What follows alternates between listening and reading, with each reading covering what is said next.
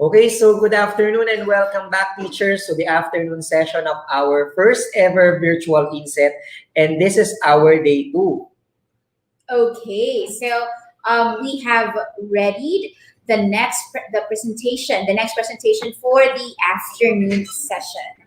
And the focus of our presentation for today would be about assessment of online learning, or more specific, the role of assessment in online learning. And this will be presented to us by none other than Mr. Salvador Manansal I, or fondly called as Sir Bads. Sir Bads. Okay, let me read his bio note. Okay, again, Mr. Salvador E. Manansala I. Okay, in 2020 up to present, he is invited to join as an educational technology specialist at the Department of Education Central Office, facilitating the use of technology for teaching using a variety of interactive methods, thus assisting teachers in integrating appropriate technologies to support, enhance, and maximize learning. Sir Salvador is an elementary classroom advisor at the Amado T. Reyes Elementary School and as a mathematics coordinator, Learning Information System, LIST, and Elementary Basic Education Information System, IBEIS coordinator. He then accepted the challenge to design and facilitate interactive lessons for better understanding of students and created a well-designed assessment tool intended to assess their level of understanding of lessons taught.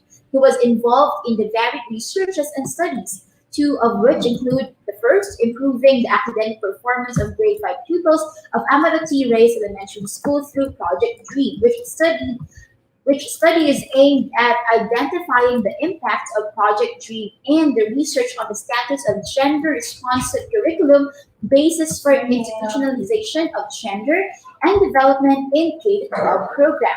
Currently, he is taking up his Master's of Arts in Education in Curriculum and Instruction with completed academic requirements at the Philippine Normal University. He also garnered following recognitions, such as he was awarded DepEd Digital Rise Certified Champion in the DepEd Digital Rise in October 2019 at the DepEd Central Office, Meralco Avenue, Pasig City. He was also awarded as the Most Outstanding Elementary Educator of SDO Mandaluyong last December 2019. He is the proponent in establishing the Open Educational Resources iHub, or OER iHub, establishing an offline e-library for all SDO Mandaluyong libraries, which is first in the entire country. He joined professional associations such as the following. He is a member since 2015 and to present of the Mathematics Teachers Association of the Philippines, Incorporated in June 2017 up to present. He is also a member of the Association of Curricularists and Educators at Philippine Normal University, Manila from June 2019 to present. And wait, there's more. These memberships in different curricular organizations hone his skills as curriculum writer and for mathematics. He had been a curriculum writer of learning materials, modules for Mandaluyong Mathematics Circle, and the Division Remediation and Enhancement of Aptitude in Mathematics for Grade 4.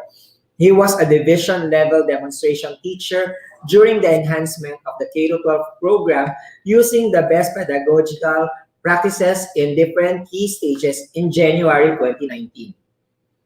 He was an international demonstration teacher during the first international conference and workshop on technology and strategic classroom and research innovations in October 2018.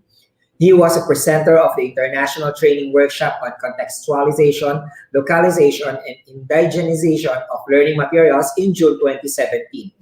He was the regional lecturer, resource speaker during the September 2017 MTAP Convention and MTAP DepEd NCR Seminar Workshop for Elementary Teachers. He also got involved in the workshop entitled Contextualized Instructional Materials, Quality Assurance and Evaluation Guidelines for Science Head Teachers, Coordinators, and Master Teachers. During the Division Training Workshop on Learning Competencies and Pedagogies for Grade 6 Teachers held in November 2017. These experiences in the academy have widened his perspective, and so when he joined in 2020 as an Educational Technology Specialist of the Information and Communications Technology Service, Educational Technology Unit, ICTS EdTech Unit, to the Open Educational Resources or OER, DepEd Commons, DepEd Learning Management System or LMS, DepEd TV and DepEd Online, DepEd ETUlay, a free online tutorial where he became one of the main trainers and ETU Microsoft Education programs supporting the different projects of the ICTS EdTech Unit.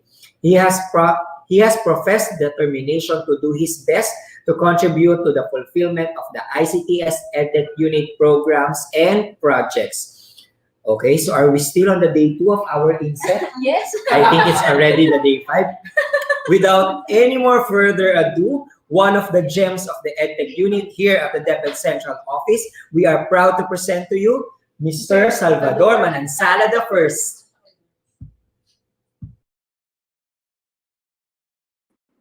Hello, Sir Jeff. Good afternoon. Good afternoon to our viewers all over the country. I know we're still on the day 2 of our virtual in-service training for teachers, and talagang sinadya yun para medyo ma-relax pa tayo and mas maging ready sa ating session for today. So today I'll be discussing to you a new normal, the critical role of assessment in online learning. As we all know, it's been a year since nag-declare ng lockdown sa ating in the Philippines, and it's been a year kung saan na-cut yung face-to-face delivery of instructions sa ating bansa, and from that moment we try to innovate things, we try to come up with different learning modalities on how we can continue in delivering quality education to our learners. And isa po sa mga learning modalities is the online learning. So since we're using online learning, it is very important for us to assess or to know yung level of understanding ng ating learners in an online learning platform. The K-12 Basic Education Curriculum is the national curriculum for schools in the Philippines and forms the basis for all teaching and learning activities that teachers plan for learners in their classes. The teachers use the curriculum guides, teacher's guide, learning resources, and their initiative to develop rich learner-centered activities for our learners. The continuing threat of the COVID-19 in the country and the world brings about unprecedented challenges to basic education. And in preparation for school year 2020-2021, teachers and parents must adopt to alternative learning modalities to ensure that learners achieve essential curricular goals. And as stated in the DepEd Order Number 8 Series of 2015, or the policy guidelines in classroom assessment for K-12 basic education program, the assessment should be used to inform and improve practices and promote learning outcomes. In assessing our learners, we are using this before the DepEd Order Number 8 Series of 2015.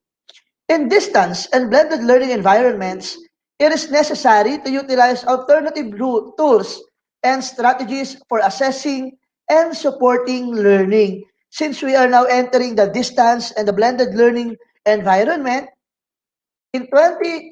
last October 2, 2020, the Department of Education issues the Department Order Number 31 Series of 2020, or the interim guidelines for assessment and grading in light of the Basic Education Learning Continuity Plan. So let's now focus our attention on assessment. When we talk about assessment, it is an ongoing process of identifying, gathering, organizing, and interpreting quantitative and qualitative information about what learners know and can do. So basically, we are conducting assessment right every after discussion. But we have this we have this test intended to measure what the learners can do. Minsan binibigay natin to before the start of every semester or before the start of every quarter. It is an integral part of the curriculum implementation that allows teachers to track and measure learners' progress and to adjust their instructions accordingly. The results of the assessment will help our teachers to develop a well-designed assessment tool, a learning plan, or a delivery modality which will be suited to our learners. So kaya napakahalaga ng role ng assessment sa teaching and learning process. let's have the principles of assessment. The first principle of assessment is assessment must be aligned with the curriculum. Assessment should focus on tracking learners' progress in relation to the content and performance standards in the curriculum, along with the development of 21st century skills. As we all know, in today's era, we are trying to empower our learners to be to be equipped with 21st century skills. Number two, assessment must be valid.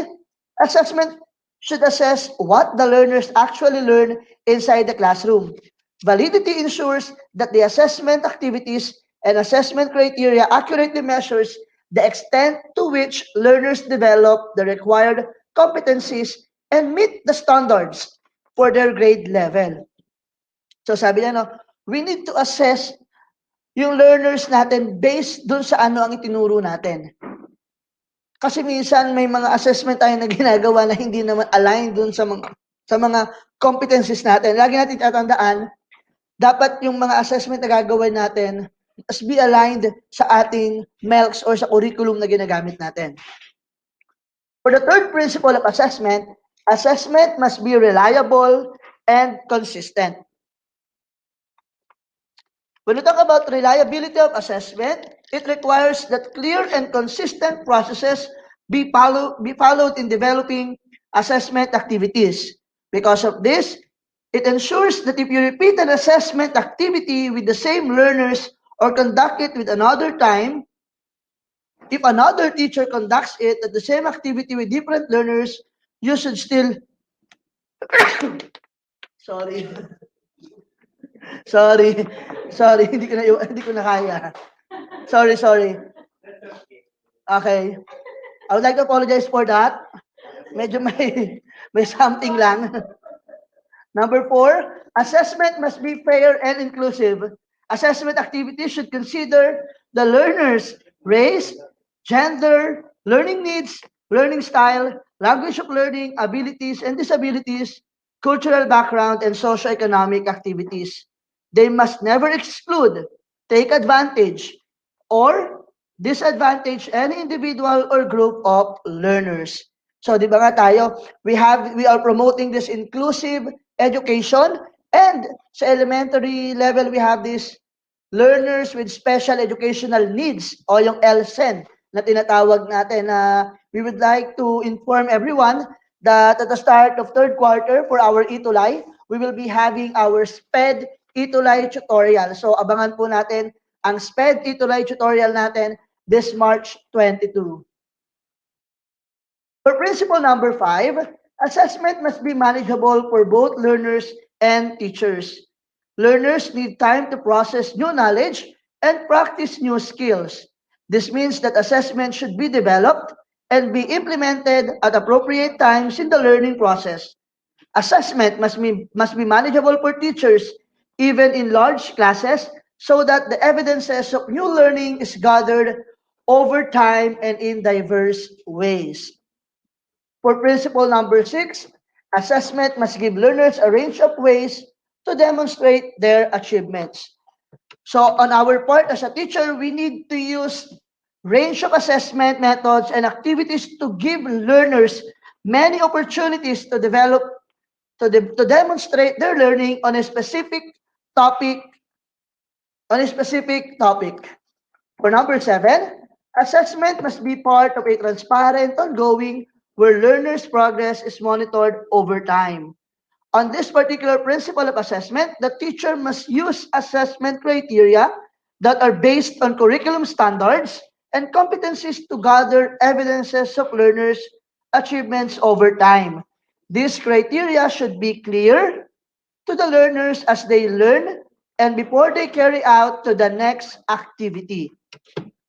For the last principle of assessment, teachers and learners must use feedbacks effectively to improve learning and reflect on the teaching and learning process. Teachers give an ongoing and explicit feedback to learners throughout the learning and assessment process, telling them what they have done well, where they need to improve, and how to improve. Teachers also use assessment data to reflect on, modify, and improve their teaching process. Di ba? It is very important for us to have this feedback mechanism in a way that naiintindihan din natin bakit ganun yung performance ng ating mga learners, saan tayo medyo merong pagkukulang, ano yung kailangan nating i-improve sa ating the way we deliver our lesson. So these are the 8 principles of assessment. And let's have this, the teaching and learning process. The teaching, the learning, and the assessment process. Before kasi we have the teaching and learning lang. So to assess the learning of our students, we need to perform different types of assessments using varied assessment tools. That to reflect on. Okay, for the first one, identify the curriculum standards.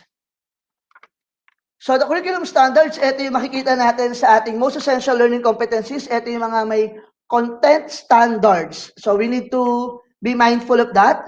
The second one, develop the assessment criteria. We need to analyze the competencies to be assessed and unpack or expand them in a way that our students will be assessed on a specific topic alone. Kasi meron tayong mga competencies na talagang medyo congested pa. So we need to unpack or we need to expand those competencies. Identifying the assessment methods. It is very important for us to identify which assessment method will give learners the best chance to demonstrate their learning. Is it observation, talking to learners, or analyzing the product they make, or a test? So we have plenty of assessment methods that we can use, but let us take into consideration yung ano ba yung applicable sa ating learners. Next, design the assessment activities. After developing the assessment criteria, identifying the assessment methods, we need to design our assessment activities. It is to assess the learner's knowledge on skills given with a specific learning competency. What task or task will you ask your learners to do or to demonstrate their learning? It is very important for us to remember that an activity does not always have to be a test or a written task. For number 5, develop and undertake teaching and assessment activities. It is very important, lalo na in K-12, learner-centered tayo. We need to plan learner-centered activities and explicit teaching designed to help learners develop the required competencies. So ito yung mga, saan ba natin ito nakikita? We can see it on our activities in the detailed lesson plans or the daily lesson logs, wherein our learners are engaged in the learning, and as teachers, we give them time or chance to consolidate new knowledge and practice skills before formally assessing them. For number 6, undertake the assessment activities.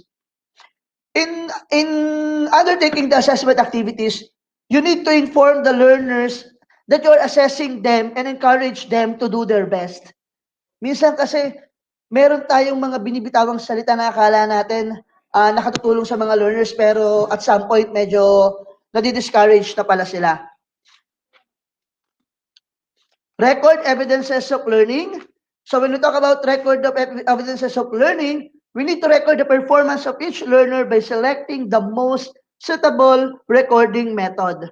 We can have class checklist, observation grid, anecdotal record, and portfolios na ginagamit natin. As a teacher, we can also write comments on the checklist and on the learner's work that are linked to their assessment criteria.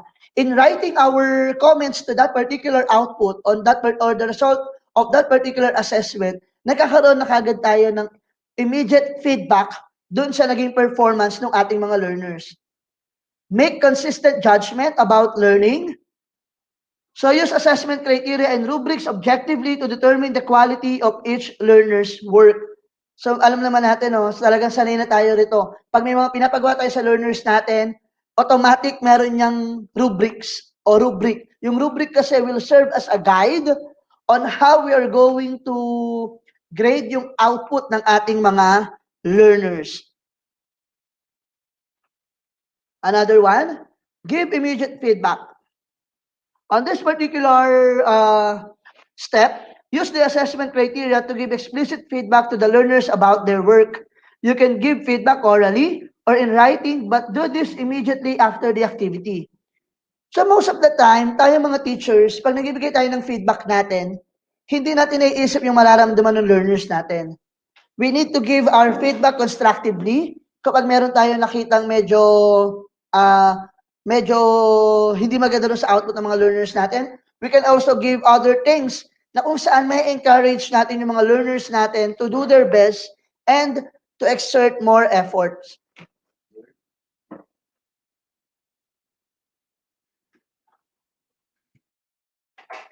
And when we talk about assessment, it is inclusive in nature. When we talk about inclusivity, walang maiiwanan, lahat sama-sama.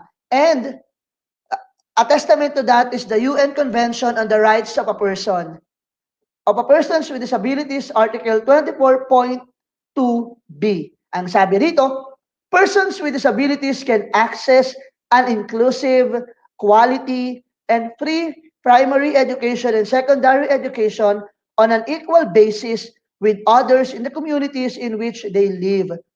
So talagang sa kagawaran ng edukasyon, lahat kasama. Lalo na yung mga students natin na may special needs. Ang napapansin ko, minsan nag-deploy na ng mga braille. Meron na tayong certain department na in charge for this, yung mga students with special needs. And we are developing different equipments. We are providing different equipments, platforms, and other materials na pwedeng makatulong doon sa ating mga teachers teaching special education or teaching students with learners with special educational needs. So ayan, kaya sama-sama nga tayo, walang maiiwan sa ating lahat.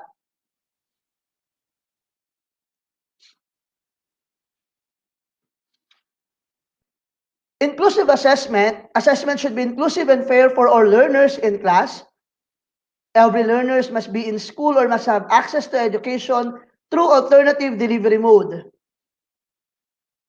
Learners, including Muslim learners in madrasa education system, must feel that they can participate freely and contribute to all aspects of school life.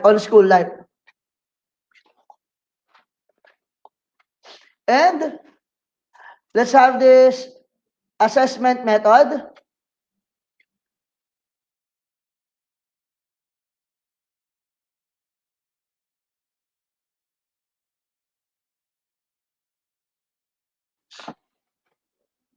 Assessment methods, we have different forms of assessment methods, talking to learners. Teacher talk to and question learners to gain insights on their understanding and progress and to clarify their thinking. Analysis of learners' product. Teachers judge the quality of products created by learners according to agreed upon criteria. So when we talk about agreed upon criteria, ito yung rubric na ginagamit natin. And test. Teachers set quizzes to determine learners' ability to demonstrate mastery of a skill or knowledge and understanding of a content. So these are the assessment methods na pwede nating magawa at pwede nating gawin. And we have this quality criteria of assessment. The first one is validity. Quite simply indicates if the assessment type covers the learning objectives of the course in order to assess the validity of the assessment. Reliability, transparency, and feasibility are key components to think in the case of validity.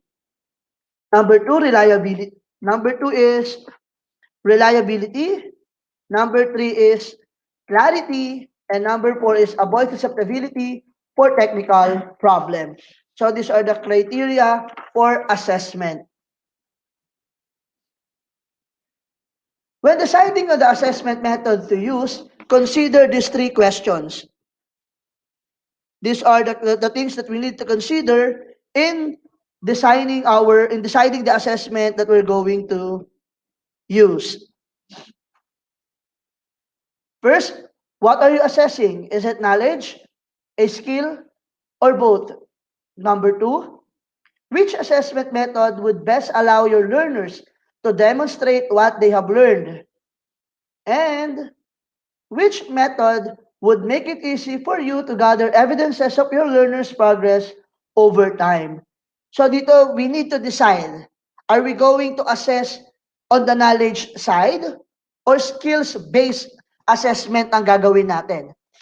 If nakuha na natin, identify na natin kung ano yung gagawin natin, we need to choose an appropriate assessment method. Let's always remember, hindi yan one assessment will fit every learners. Kasi ang learners natin, meron silang iba't ibang learning styles or learning acquisition. So hindi yan dapat isa para sa lahat. And after assessing, we need to gather data.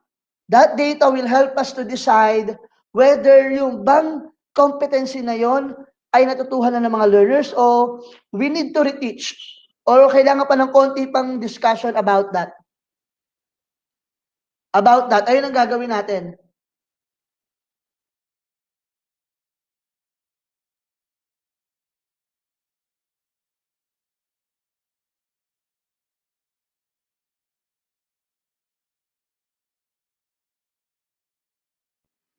Ayan. So, on the recording methods, so I would like to apologize kung medyo nawawala-wala po ako. Hindi po internet problem yon. For the recording methods, number 1, class checklist. Sa class checklist, this outline the assessment activity and criteria and list all the learners' name.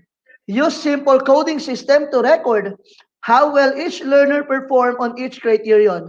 Leave spaces in the checklist for comments. So this is the class checklist. Number 2, digital portfolios. These are collections of learners' works that show their efforts, achievements, and progress. Ito kasi digital portfolio, hindi na to bago sa atin.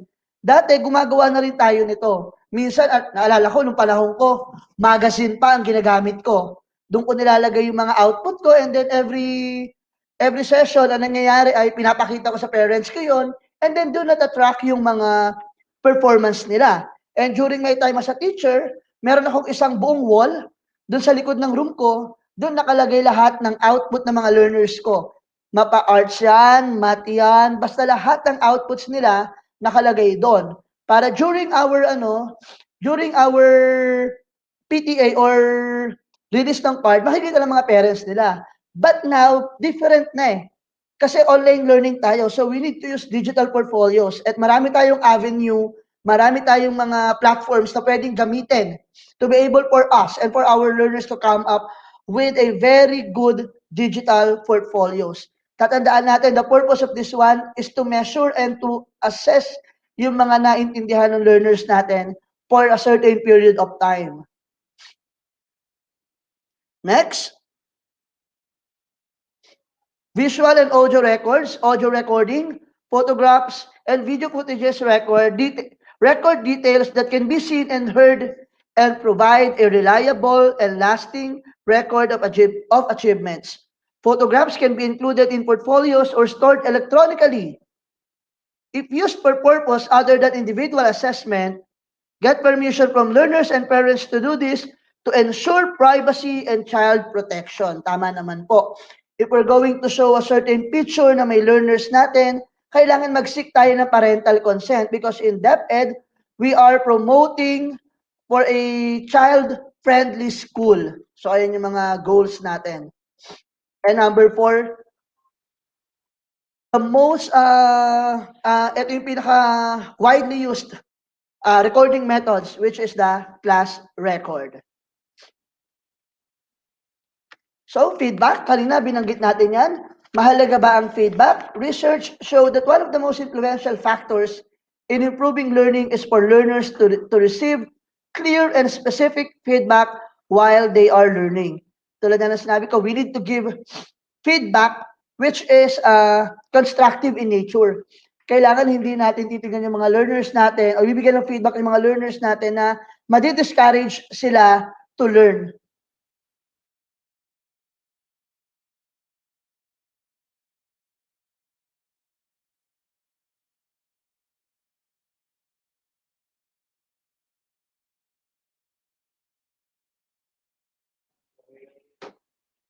Teachers use the assessment criteria and evidence from completed record sheets to give learners immediate and explicit feedback. So this is the importance of giving feedbacks to our learners.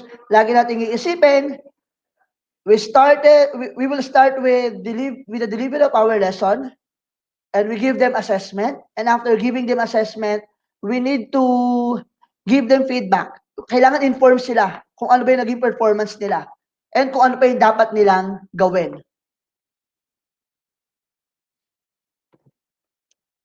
These are the guidelines on giving effective feedback.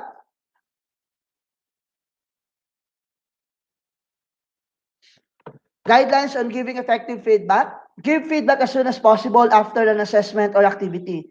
So, ayan yung dapat immediate talaga. Kasi minsan, eto, dati, meron tayong mga exam.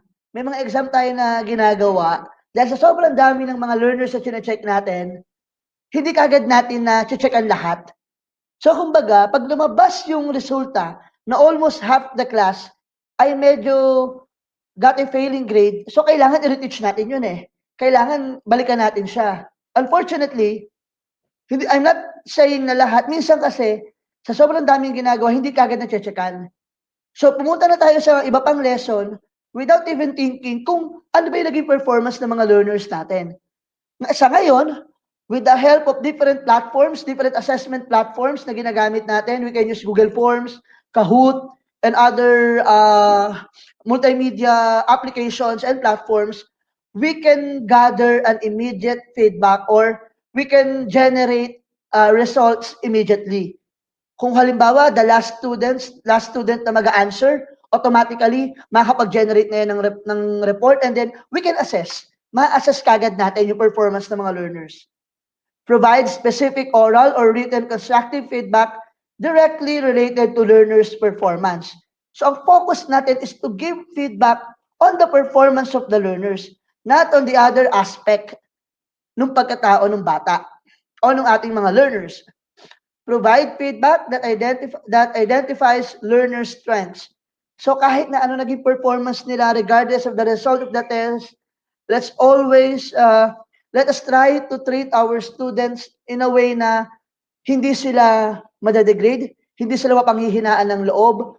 Ang mangyayari is they will be motivated enough to improve their performance. Highlights area for improvement, ayan. If we think na medyo nagka-problem si students on that particular assessment or on that particular topic, kailangan ibigay natin. So, siguro, these are the things that you need to do. To be able for you to do this, you need to do the following. So, kailangan bigay natin yun. Saan pa kailangan mag-improve yung ating learners? Give hints on how to improve. Ayan. Yung magbibigay tayo ng mga tips and recommendations on paano pa may improve ng learners yung kanyang ginagawa. Help learners give feedback to their peers using assessment criteria and rubrics during peer assessment activities. And provide learners with opportunities for self-reflection and self-assessment activities. So these are the guidelines on giving effective feedback to our learners. So ayan, ano ba si rubric? Bakit ba kailangan natin gumamit ng rubrics na yan? We're using rubric are useful tools that help teachers make consistent judgments about the quality of learners' work. It is a scoring guide usually presented in a graphic format, typically as a grid.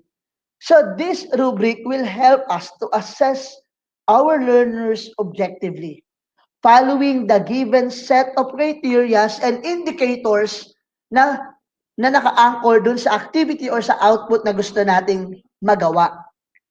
And just like any other assessment, yung rubric natin, hindi siya custom fit siya. Kung anong gusto mong i-assess, you need to develop rubric for that. Kung anong performance ang gusto mong ipagawa, you need to create or to develop a unique rubric for that para talaga makita natin yung nagiging output ng ating mga learners. Next, it defines what is expected in a learning situation. So kasi nakalagay kasi kung papansinin natin, kadalasan, we are creating this rubric do sa rating scale na 1 to 4. Halimbawa, 4 demonstrates all the ganun-ganon. Kumbaga, 4, yun sa rating scale na 4, 3, 2, and 1 na yun, each score on that, may sarili siyang indicator. And those indicators na nakalagay dun sa rubric natin, ay yun yung expected output natin sa ating mga learners. So kaya napakahalaga na makapag-develop tayo ng isang maayos at comprehensive na rubric in assessing the output or the performance of our learners on a certain period of time. It gives meaning to learners level of performance on an authentic assessment task, and rubric answer 3 questions. What do we want learners to know and be able to do? How well do we want learners to know and be able to apply or use a skill in a concept? And how will teachers and other scorers know when a learner knows a concept and does an activity well? So ito yung mga dapat nating isipin in creating our rubrics. Or rubric, yung rubric ba yun, ina-answer na ba yung mga question na yan? Ito yung mga considerations that we need to remember in creating or crafting our rubric. Advantages. What are the advantages of using a rubrics? Number 1, it allows assessment to be more objective and consistent because the criteria are in a specific term. What do we mean on a specific term? For example, if we want to assess the creativity of our learners, we will have creativity as the main focus, and then we have 4 indicators. We have 4 as the highest, 3, 2, and 1. Yung mga indicators na yon, naka-level siya. For example, it achieves the following indicators. 4. Pag lack 1 indicators, 3.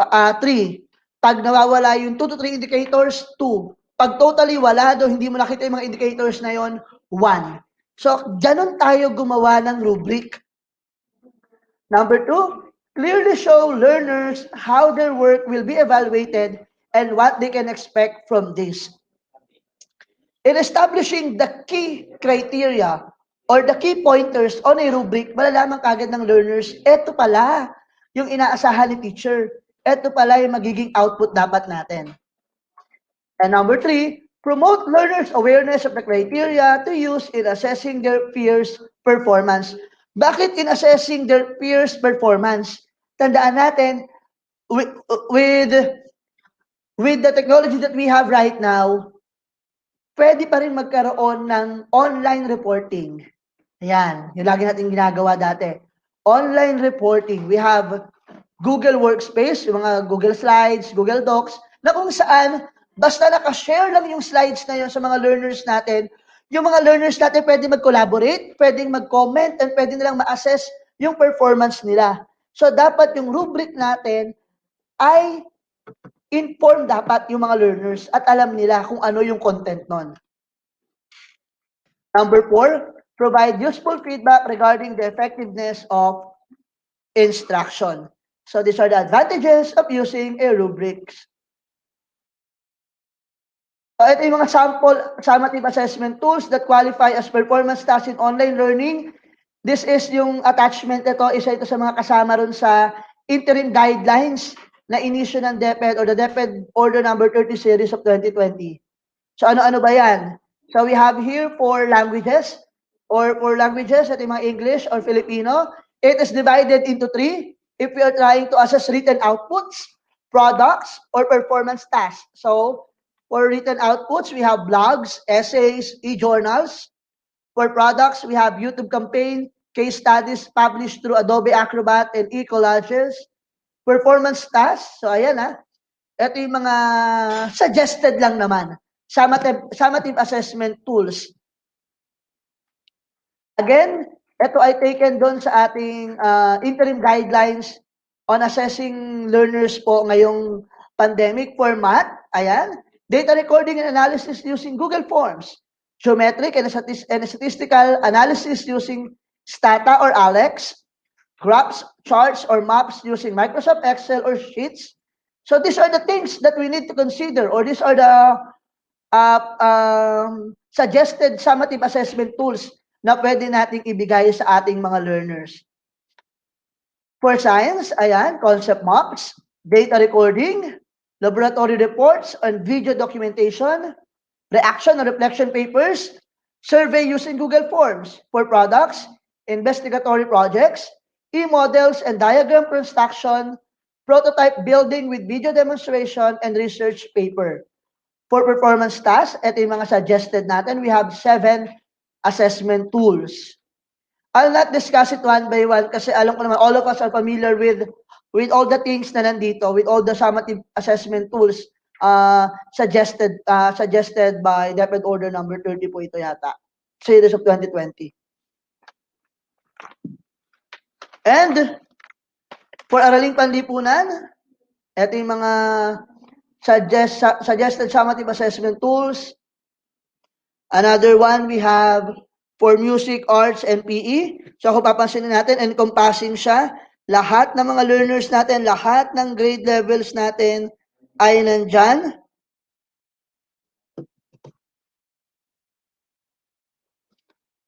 For edukasyon sa pagkapakatao, we have the following: blogs, essays, journal writing, reaction, reflection paper. For products, argument analysis, expressing feelings and ideas through art activities. For performance tasks, issue awareness campaign via YouTube, presentation and multimedia presentation, personal action plans, and situation analysis o pagsusuri ng sitwasyon. For our edukasyon sa pantahanan at pangkabuhayan or technology and livelihood education, blog essays, diagrams, charts and models, work designs and plans. For products, ito yung mga kailangan nating, mga pwede nating ibigay sa ating mga learners. I know it's been a year at marami na tayong trainings na inattendan, marami na tayong in-empower natin yung sarili natin. Paano ba natin may ma-overcome etong mga e-assessment challenges natin with our learners? The first thing that we need to do is through instructional design. Integrating the e-assessment into the entire learning process. As part of the course design, it is very important to measure how people learn and not just what they have learned. It is an ongoing process that should be assessed continuously, and instructional design can help teachers to plan how and when to do a particular assessment. This instructional design can also help teachers choose the right assessment methods, strategies, and technologies to enhance teaching and learning process. Variety of methods. As a teacher, we need to use different assessment methods and activities to measure different processes and outcomes coming from different learning styles, such as multiple choice question, e-portfolio assessment, concept maps or personal response systems, online role plays, activity-based scenarios, judge mathematical expression, and online discussion. The third one, technologies enhanced assessments. We need to use ICT to follow up learning process. We need to build tools to monitor and support and to assess a large number of students. Design scales and rubrics to be used as self-assessment, peer review, and teacher evaluation. We need to select technologies that support alternative assessment strategies and allow evidences of higher level learning to be collected. And for the fourth one, evidence-based learning. Learners need substantial, regular, and meaningful feedback, and e-assessment strategies offer a systematic format for providing this.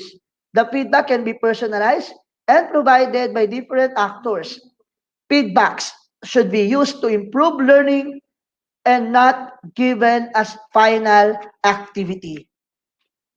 And for the last one, we have the feedback and feed forward. And the things that we need to consider in an online assessment. Okay, ito yung mga dapat natin consider. Desktop sharing and video monitoring, randomized individually timed assessment tests, and secure and assessment administration standards. So these are some safety precautions na pwede natin gamitin para maging valid o maging makatotohanan yung magiging assessment natin sa ating mga learners. And sabi nga rito, let's always remember na ang assessment, we're using assessment not to judge our learners but to help them improve on a particular topics or discussion na hindi niya na iintindihan or medyo nahihirapan sila. And at the end of the day, effective teachers recognize the importance of engaging their students in learning. This is why it is necessary to implement relevant technologies for assessment to make learning applicable to modern students who are becoming more digital and competence-based to meet the demand for the future jobs. And teacher training is very important in meeting the challenges imposed by this pandemic. Again, I am your resource speaker this afternoon about the critical role of assessment in online learning, your educational technology specialist and DepEd TV project lead, Mr. Salvador E. Manansala I. Maraming salamat po, and I hope meron akong konting na-impart na knowledge sa inyo about the role of assessment in online learning. Thank you very much, and God bless us all.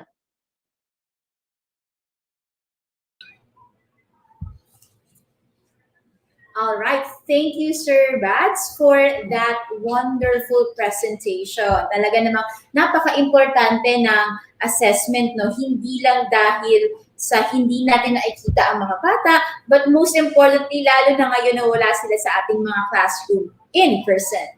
Yes, and actually, in addition to that, we are doing assessment not just to measure, di ba, the students' capabilities and as well as their knowledge.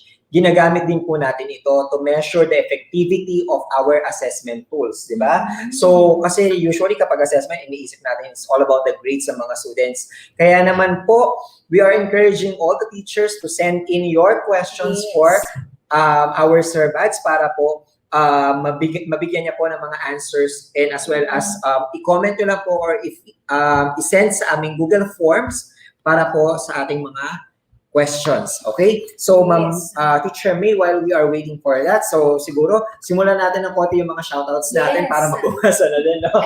Okay. So, mula po sa Severa Balisno Memorial School po, hello po kay Ma'am Criselda Albert Garcia, Norilyn Talplaxido, Elizabeth Agustin, Marilyn Daos, Elsa Reyes, Teresita Salvador, Rosemary Cruz, Grace Delchad, Cristel Lago, Bern Maynard Acuña, Daislyn Francisco. Hello po mga teachers. Ayun, and good afternoon din po kay Ma'am Riza Sevilla, Ma'am Virginia Magnata, Ma'am Cynthia Mendoza from Las Piñas National High School Filipino Department. Good afternoon po sa inyo.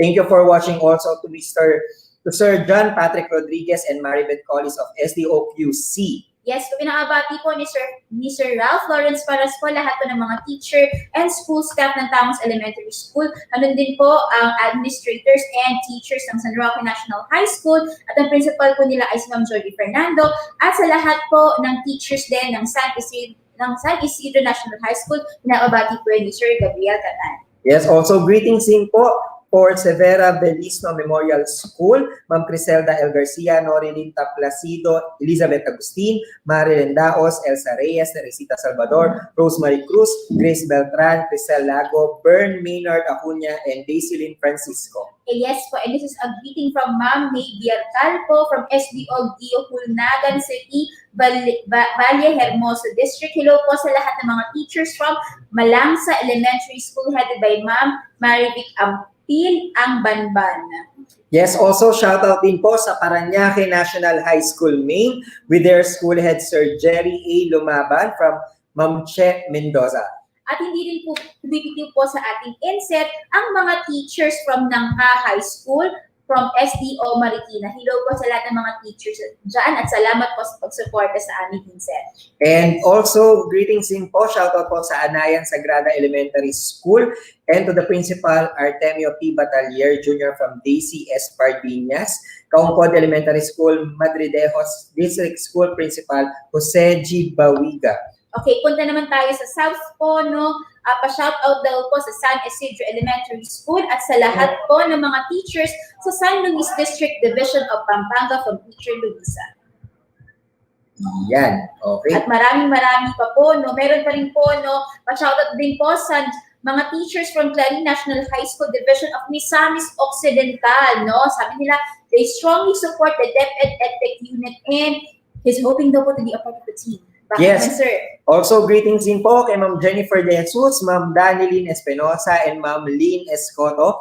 And also SDO Mandaluyong OIC SDS, Dr. Romela M. Cruz. Yes, no, palayo tayo ng palayo. This is a greeting from Cebu City. Hello daw po sa mga teachers at sa principal na si Ma'am Sheila de la Cruz of Mabini Integrated School, Cebu City. Meron din po tayo sa North naman po tayo. Shoutout po kay Ma'am Jem Gapus, School Head of San Agustin Elementary School ng SDO La Union. Ito po ay greetings from Ma'am April Marquez. Meron pa po kay Ma'am Felipa B. Asuncion, Principal and all the teachers of Turod National High School, Cabugao, Ilocos Sur. Also, shoutout din po sa Melencio M. Castelo Elementary School and St. Scholastica's College, Manila, grade 3 level, Miss Leslie Marquez under Miss Martina, grade 5 level, Miss Beth Launico and Miss Joanne Arceo, and of course, Abby Tibulan of the preparatory. Okay, sa principal po ng Eusebio High School na si Ma'am Annalyn Miranda Macasinag, sa head teacher po ng English Department, Rosana de Guzman, at sa lahat pa ng mga English teachers ng school na ito, Eusebio High School. Hello po sa inyo lahat. Ayan, so habang inantay pa rin po natin yung ibang mga questions, no? Greetings din po sa Lydia Aguilar National High School headed by Mrs. Leonora L. Lustre and especially po sa Filipino Department from Ma'am Alicia Cantillo. Okay, meron din po kay Ma'am Gandiosa Makaspag po ng Mandaluyong High School. And then sa Aklat Sikat Foundation Family kay Ma'am Lainel, Sir Romel, Ma'am Annabel, Ma'am Teresa Nanasa, who belong to DepEd Division Schools. Hello po sa inyong lahat. Ayan po. Then, shoutout din po sa lahat ng teachers and school heads of Liliu District, especially to Francisco S. Brosas Memorial Elementary School with their school head, Ma'am Noemi Brul and PSDS Dr. Wilmer M. Gahite. This is from Ma'am Roma po, your teacher broadcaster from Liliu, Laguna. Then, shoutout din po kay Sir Virgilio Carolino, OER National Core Leader natin to, Ma'am, from Bolinao Integrated School, San Miguel Elementary School, Bani District from Ma'am Glynis, and the Boy Scout Troop Leaders sa Bolinao at PSCC, and nationwide din po, then MAPI teachers of Digo City National High School, and all teachers in Digo City from Ma'am Ziel. Mula sa Dr. Sancho Manuba Elementary School, sa Master Teacher po nila na si Ma'am Zenaida P. Camus at sa School Head na si Ma'am Rowena Rodriguez. Hello po sa inyo lahat. Hello din po kay Ma'am Sheila Camara ng Aliaga National High School, Ma'am Donna Bueno ng SDO Cabanatuan, Ma'am Cristel Anuse Lago, at ang School Head po na si Ma'am Griselda L. Garena na Severa Bagismo Memorial School. Hello po sa inyo lahat. Ayan. Also, we have here teachers po from Talisay Elementary School, teaching course ng Chaong Quezon. So, yan po, from Sir Julius Pondano. Okay, napakarami po ng greetings. Meron pa raw po, no? Pabati raw po ang lahat ng ALS teacher at lahat ng bubuo ng ALS ng Navotas. Hello po sa inyo lahat. Napaka-dedicated ng mga teachers na ito. Ayan. Then also, we would like to greet po yung SDO Camarines Sur Specialty Schools in Del Gallego Elementary and Secondary, Ryan B. Alba, teacher broadcaster, Luciente Second National High School from Sir Jerwin, all teaching staff of Gipos National High School Division of Zamboanga del Sur, headed by Principal Dr. Gigi Datwin from Sir Romel, Paitan Integrated School, Suwal District School Head, Ma'am Jennifer Santos, and PSDS Sir Roger Untalan from Ma'am Ana Roda, and all teachers of Bolinao Integrated School, headed by Ma'am Maria Cecilia Balboa, and greetings sa Suwal District SDO1 Pangasinan from Ma'am Joan Peralta. Okay, so pag-greet din po, no, sa SDS po ng SDO1 Pangasinan kay Dr. Sheila Marie A. Premisias, no, she's watching. Thank you po for supporting us. And greetings po kay Ma'am Cherry Ann Santos. Hello daw po sa mga teachers ng Bago Elementary School, SDO General Tino Annex Division of Nueva Ecija, with their principal, School Principal 1, Mrs. Nerissa S. Manabat, and PSDS Ma'am Gina Ed Abisan. Hello po sa inyo lahat dyan. Ayan po. Then greetings din po from Sir Warren. Shout out po sa lahat ng teachers ng Whole Santander District, especially to the teachers of Willie B. Wenceslao Memorial National High School headed by Mrs. Leonita J. Bureros. Still watching daw po mga teachers from Tala High School by Sir Jeric Navales. Ayan. Then, Humahabol din po mga pabati galing po kay Ma'am Lala Jaime Roque. Hello po sa mga taga Mariano Marcos Memorial High School. And happy birthday po sa kanilang principal na si Ma'am Consolacion na Anem. Happy birthday, ma'am! ayan. Then, shout out din po sa Daan Bantayan National High School. Ayan. And Maria Clara High School po from Sir Eros. Ayan, okay. So meron pa po dito, no? Hello daw po sa mga taga Padre Burgos Elementary School at sa kanilang principal kay Mrs. Rola de los Santos. Hello daw po from Sir Ariel. Ayan. So okay na po ba yung questions natin, Director? Okay. So while we are still waiting, we would like to greet teachers from San Roque Elementary School, Sir Kimnick Bialen, Aisel Pada, Irene Ramos, Juliet Clemente, Mary Lace Hapon, Jocelyn Ibanez, and Eileen Bejerano. Teachers from Ayala Central School Sped Center, Riza Andog, Casey Bacoboy, Carmina Yap, and Annie Gadenes. Yes Yan. po. No? At patuloy pa rin po dumadaan po ang ating mga shout-outs and greetings po. Hello po no, sa mga teachers na sumusuporta ng ating virtual INSET from Napnapa National High School from Tigbawan, Iloilo. Hello po sa inyong lahat dyan. Ayan. Also, greetings po kay Sir Mark Kevin Olimba, Santa Lucia High School from SDO Bulacan. Then Sir Jonas Feliciano Domingo, SDO San Juan City, the National ESO for Writers. Okay, so hello po sa mga teachers from Don Vicente Rama Memorial Elementary School from Cebu City and the Division of Cebu City. Yes, so this one naman po, from one of our teacher broadcaster from Sir Mark Anthony Paloma. Shout out po sa PLE teachers ng Pedro Guevara Memorial National High School with their head teacher, Ferdinand Nequinto, School Principal Dr. Santiago Falilago Jr., and their EPS Dr. Cristina Talambayan of SDO Laguna. Hello po sa mga teachers from SDO Batangas Province, especially to the teachers and principal for Dr. Thelma A. Pasco of Dr. Juan A. Pastor Memorial National High School in Ibaan, Batangas. Ayan. Also, greetings from Mary Ann Santos, one of our teacher broadcasters, Malibo Bata Elementary School, Pandi South District, SDO Bulacan, School Principal, Ma'am Carlina U. Mariano. Okay, shout out daw po kay Ma'am Marnie Solosa and Ma'am Edith Correa. Also to the Filipino group ng Ligaw District headed by Ma'am Dory Salamat and Ma'am Naomi Brul. Ayan. Then shout out din po sa Las Piñas City National Senior High School CAA Campus at Doña Josefa Campus. This is from Ma'am Sheila May Pareja, the CAA Campus Principal Dr. Maria Teresa B. De Los Santos, and Doña Josefa Campus Principal Dr. Alejandro Esperanza. Also from Sir Ariel din po. Good afternoon. Hello din po kay Ma'am Cristel Macaraeg, Sushmita Cornelos at Charmaine Rumarate. Ayan. From Sir Neil po yan, greetings from him.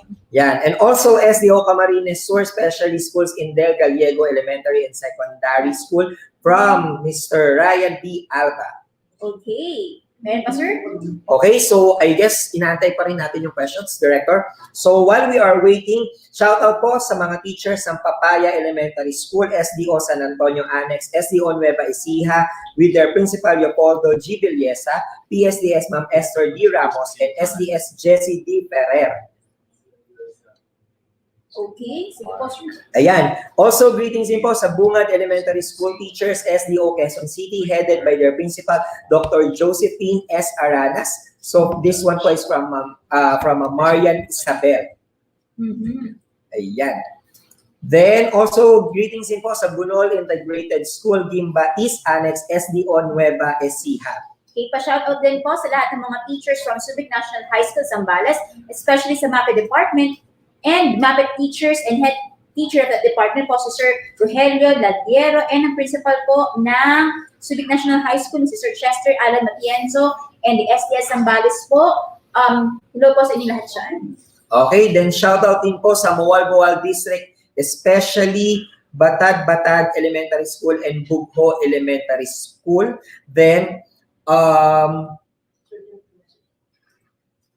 sa SDO Las Piñas, especially sa CAA National High School Annex headed by Sir Michael M. Landrito. Then, pa-shoutout din po sa mga friends daw ni Ma'am Kathleen sa SDO Manila, sa E. Rodriguez Vocational High School teachers, head teachers, and principal, Mrs. Devina T. Manina from Jericho Aguilar. Pa-shoutout din po ng SDO Tapat, ng Kapitan Eddie Reyes, Integrated School, Carrie's Kinder and SPED teachers with Master Teacher Noriel Umali and Principal Dr. Gina Poblete. Pagbati po yan from Teacher Yujan. Yes, another greetings po from Dr. Pelesha of SDO Las Piñas sa La Medalla Elementary School, Pio Duran Albay with Mrs. Francisca Romero.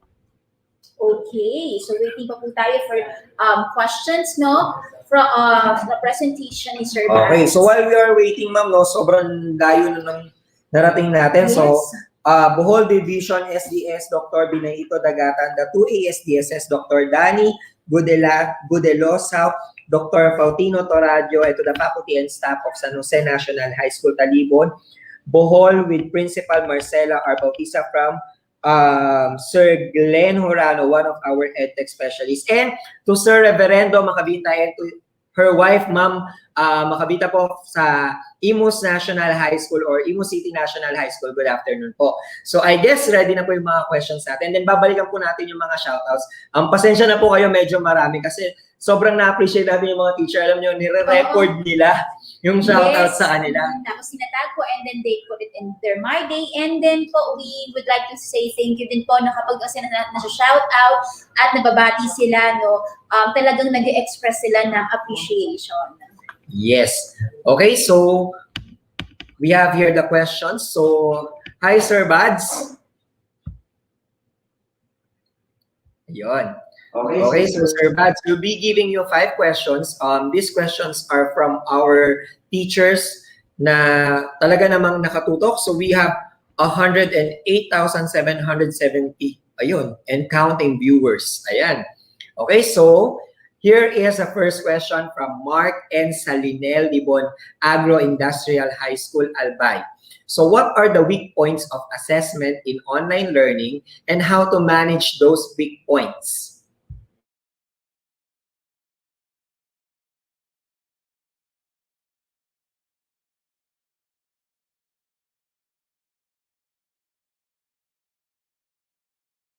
Sir, so can you please repeat the answer? Isa sa mga weak points ng ating assessment, online assessment, is the validity. The validity of the result, kung sino ba talaga yung kung alam naman natin, it's the question talaga yung kung sino ba talaga yung sumasagot. But as a teachers, we need to do something about it. Una sa lahat, ang yung pinaka-basic na pinapagawa natin is we want our learners to turn on their camera. Lalo na kapag halimbawa, yung assessment is live. Kaso nga lang, mag-take siya ng time, pero it will help. Pangalawa, siguro, may mga learners tayong talagang very passionate, talagang very, yung talagang sumusunod sila. So tulad sabi ko kanina, kailangan mag-set tayo ng standard sa umpisa pa lang. Kailangan sabihin natin sa learners natin na ito, we need to follow this. Kasi unat sa lahat, dapat malaman nila na kung sakasakali iba man yung gumagawa o sumasagot sa exam nila, it will not help them. So kumbaga, hindi natin ma-assess yung yung learning nun. So isa sa mga weak points talaga is the validity and the reliability of the result of the assessment in a way na alam naman natin problem talaga yan, yung kung sino yung mga sumasagot ng ating questions po. Ayan, so we'll now proceed with the second question. Okay, and here's the second question, Sir Bads, from Abuelito James V. Misperos of Dumingag National High School, Zamboanga del Sur. And here's the question, sir. What are the challenges in assessing learners in the new normal? How will you overcome this challenge? Let us always remember that the assessments that we are using are teacher-made. We are creating all of those assessment tools. The problem is we need to convert it digitally. And doon talaga pumapasok ang problem. First problem is the availability of the resources. Meron bang laptops sa mga teachers? Meron bang laptops or tablets or cellphones sa mga learners natin? We're very much lucky dahil ang dami. Almost all the LGUs ay nagpo-provide ng mga resources for our learners. So, I think na-overcome na natin yon. Pangalawa, internet connectivity. Alam natin na minsan talaga may mga lugar na hindi abot ng internet, may mga lugar na medyo malalayo, and may answer tayo dyan. Una sa lahat, gumawa tayo, nag-introduce tayo ng modular learning, kung saan sa module sumasagot yung mga learners natin, meron tayong parang pick-up time, and then yung time kung saan sinusolve nila yung modules nila. We also introduce OER, or the offline, or the open educational resources where activities or assessments can be done offline. Marami tayong mga ganyan. We develop an offline LMS na pwedeng magamit. Even before the pandemic pa, yung LMS, ginagamit na namin yan. We are training teachers on how to create offline LMS na pwede nating magamit. At yung siguro, yung availability of resources, internet connection, and yun yung mga problems na nakikita ko. And I think we were able to introduce different avenues para mapunan natin yung pagkukulang with regards to those mga sinabi kanina. Okay, thank you, sir. We'll now proceed to our third question. So the question is from Raymart Madria Narciso R. Ramos, Elementary School, SPED Center, Pangasinan 2. How can we assure the reliability and validity of assessment in distance learning? Sorry,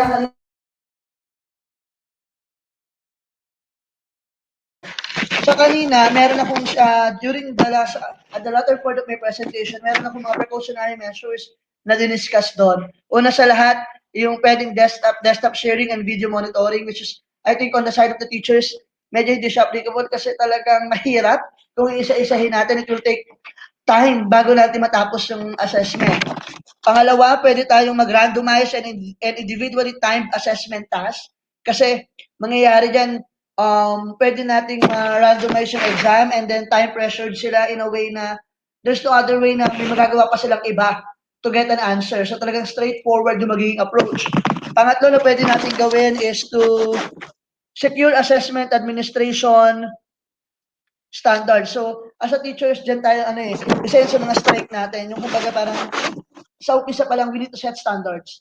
And kapag yung standards na yun, na-set na natin sa mga learners natin, hanggang dulo, matatandaan ng mga learners natin yon. And as ano talaga, no? Kasi we are advocating for child-friendly or child-friendly school. Talaga ito yung mga bagay na isa sa mga kino-consider natin. And we're still hoping na hindi siya nangyayari and it's not happening within our system or within the sector of education. Thank you so much, Sir Bads. Now we'll be going to our fourth question, and this is your fourth question, Sir Bads. Okay, this is from Mr. Agustino Adiwag of Santo Tomas National High School, Baguio City. The question is, how do we quality assess our assessment tools? So how do we assess our assessment tools?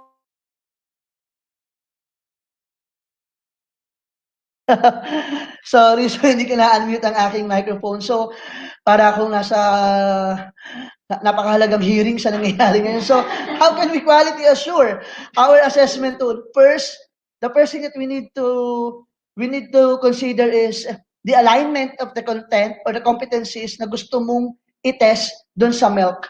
Kailangan align yan and valid in a way na tinuro mo talaga. Pangalawa, yung questions dapat natin ay iikot lang doon sa competency na yon. If we want to assess knowledge base, dapat puro knowledge base lang siya. Pangatlo, we need to consider the language na ginagamit natin. We need to consider yung mga bagay-bagay na inilalagay natin. Yung mga examples na gagamitin natin. Kailangan hindi siya racist, hindi siya gender-friendly dapat. Yung language na gagamitin natin dapat ay appropriate to the age level or to the grade level na gusto nating i-assess. At pang-apat, dapat yung assessment natin is intended to know kung ano ba yung natutuhan ng mga bata natin. At dalawa yan eh. It can be a performance task, pwede rin namang written work. So ayun yung mga consideration. Alignment sa curriculum, pangalawa, choice of words, yung graphics, and yung mga content niya. So, ayun yung mga dapat nating equality assured dun sa ating assessment. And dapat we need to follow yung guidelines in test construction.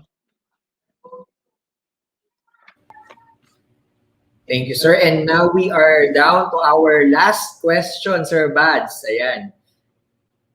So the question is from Ma'am Judge of Quezon City. So the question is, do you think assessment will be effective if no deadline will be given to the students in answering the task? Like they have the whole grading period to answer and finish it.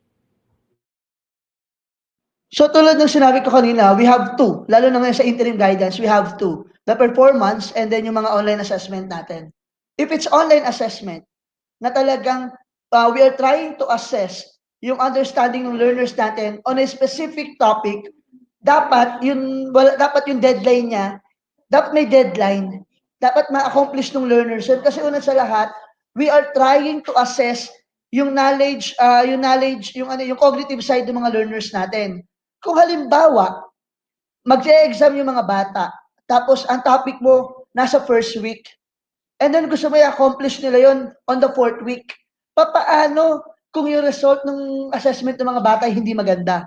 So, ibig sabihin, they were not able to absorb yung mga topics and mga ideas na tinuro mo. In return, bumagsak sila or mababa yung performance nila. So, hindi na natin mahahabol yun. Kaya nga dapat, if we give assessment, we need to give them immediate feedback. And to be able for us to give immediate feedback, we need to set deadlines. Lalo na sa mga exam. Sa performance test naman, dahil kadalasan ng performance test natin ay we are using rubrics kasi. Ano pinagkaiba? Sa performance test kasi, we are bound to follow or we are bound to grade using rubrics. So, kumbaga, meron tayong mga indicators.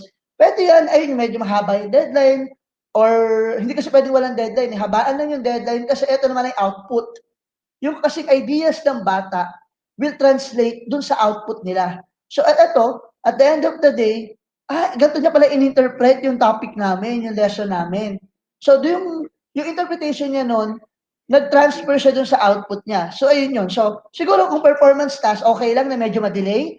Pero if you're trying to assess yung cognitive side o yung understanding ng bata natin dun sa mga lessons, dapat may deadline tayo to give immediate feedback and to make necessary changes on how we deliver the lesson. Yun lang po yung sagot ko rin sa last question. Thank you for that question. Okay, so thank you very much po, Sir Bads. And right now, we will be posting the evaluation that you can now answer regarding with our talk and as well as the speaker, Sir Salvador Ayman-Ansala the first. Yes, take note po na this is the official evaluation session for our presenter for the PM session. Yes, so habang kayo po ay nagsi-screenshot, so babawasan na po natin ating mga shoutout. Yes. So shoutout po sa Don Alejandro Roses Senior Science and Technology, Ray Sapon, then Edna Banaga of San Francisco High School, Emmy Danao of Quezon City Science High School. Okay, pa-shoutout din po sa Team Kape and Team Cameron Teachers ng GDPES. Greeting ito from Ma'am Maribel Bulalaya. Ayan. So dagdag ko lang po, no, from STO Nueva Ecija, Aliaga Annex, PSTS Apollo A. Lactao, ng Aliaga Central School, Principal 2, Dr. Annalisa G. Monse, and all teachers of Aliaga Central. Hello po sa inyong lahat. Ganun din po, no, sa head teacher na sa MAPI teachers ng Quezon National High School and its head teacher Maria Donna Casejo, School Principal Valisa Bique Vada from SDO Quezon. Ayan, and also shoutout po sa De La Paz National High School from SDO Binyan City. Then also si Ma'am Jobel Mexico Manungsong ng Pamplona Central Elementary School in SDO Las Piñas. Then Alaska Elementary School, SE3 Cebu City Division from Sir Ardel. Then, also shoutout po sa SDO Nueva Ecija, Aliaga Annex PSDS, Apollo A. Lactao, Aliaga Central School, Dr. Annalisa G. Monse from Ma'am Monique. Yes, hello din po sa mga teachers from Digos City Division. And this is from Teacher Broadcaster of Digos City Division. Hello daw po sa inyong lahat. Hello din po, no, kay Sir John Paul Mejia of Tandang Star National High School, TSDS Luis M. Hermina of Santa Cruz District of SD Laguna. From Sir Mark Anthony po ito, Paloma. Okay, and also Sir Enzo Nicolai T. Teves of Sir Enzo Nicolai T. Teves High School Division of Bayawan City, Negros Oriental. Hello po sa mga taga-STO Bulacan, Bulacan Districts, pangunguna ng supportive Supervisor Dr. Priscilla SM Navarro ng Matungong Elementary School. School head po nila si Ma'am Maria Lourdes Marcelo at sa lahat ng teachers na naka-tune in ngayong araw from SDO Bulacan. Hello po sa inyo lahat. Opo, and also sa Botolan North Integrated School, Botolan District, SDO Zambales. Then, sa lahat po ng mga teachers sa Palar Integrated School with their principal, Doc Magdalena Centeno from Ma'am Angeline and Giovanni. Then, shoutout din po kay Ma'am Vicky Espina ng DGA National High School. Hello din po kay sa SDS po, Mr. Luis Hermina, School Principal Ms. Sharina Rasco, Santissima Cruz Elementary School Teachers. Hello po sa inyo lahat from SDO Laguna. Ganun din po sa ating SDS, dyan si Ma'am Susan D.L. Oribinia, Ma'am Alicia Manay, Principal po, and teachers of the Oak Elementary School. Hello po kay Sir Kevin Domingo and Ma'am Mary Shea Mariano, DepEd TV broadcasters daw po. And belated happy birthday po kay Sir Rodel Solsona, Head of ICT SDO Calamba City. Hello po sa lahat ng mga teachers from SDO Calamba City. Opo, and also sa Pinamukan Integrated School headed by Principal Ma'am Nieves Montalvo, and sa lahat po ng from SDO Batangas headed by SDS Sir Felizardo O. Bolaños and Sir Jopi Falquesa from Sir Joshua Ebora. Palayo po tayo ng palayo. Hello po sa lahat ng teachers sa SDO Palawan po, lalo na po sa San Vicente National High School. Galing po and headed po ito ni Sir Arnie Ventura. Shoutout din po sa lahat ng mga teachers ng SDO Pampanga, Yes. SDS City of San Fernando, teachers po of Baliti Integrated School, Ma'am Hilda P. Suba, School Head, Ma'am Karen Season Head Teacher from Teacher Broadcaster Jennifer Gonzalez. Ayan. Also, Imos National High School with their principal, Sir Arturo Rosaroso. Then, also shoutout po sa SDO Bulacan District, sa pangunguna ng Supportive Supervisor Dr. Priscilla SM Navarro Matungaw Elementary School, Head Ma'am Maria Lourdes Marcelo, and lahat ng teachers na nakatune in ngayon from Ma'am Jovi Villafuerte. Sa lahat po ng teachers of Congressman Reynaldo A. Calalig Memorial Elementary School, SDO Quezon City, especially to our principal, Sir Robin S. Ramos. And eto po, meron po tayong ipapakitang picture, and this is really an inspiring picture from Dalmasio Sadio Elementary School, Dumaran Mainland District, Palawan. Hindi po namin photoshop po yung mga pictures sa taas ng puno, no? Talagang ito po yung original photo na ipinadala sa amin na nagpapakita kung gaano ka-dedicated at kung gaano gumagawa ng paraan yung mga teachers, lalo na sa mga far-flung areas, para lang makasama sa ating INSET. Opo, kaya po sa mga teachers na yan, saludo po kami sa inyo, and keep safe po, mag-ingat po tayo din sa mga pinipwestuhan po natin. Then shoutout din po sa SDO Manila sa pangunguna ni SDS Dr. Maria Magdalena M. Lim, and sa guro ng Pedro Guevara Elementary School with their principal Mrs. Edita F. Lopez, and PSDS Dr. Philip Baldera. Okay. Hello din po sa mga teachers from Parian Elementary School and sa kanilang head teacher na si Miss Carmina Taip. Ayan. So, I guess ready na rin po ang ating next speaker. And don't worry, yung mga shoutouts po, meron pa naman po tayo hanggang Friday. Yes, pipilitin po po namin ni Teacher May na may shoutout po lahat hanggang mabati po namin lahat ng teacher sa buong Pilipinas. Okay? Yes, ma'am. So, we will now be proceeding to our next speaker for today. Okay, sir.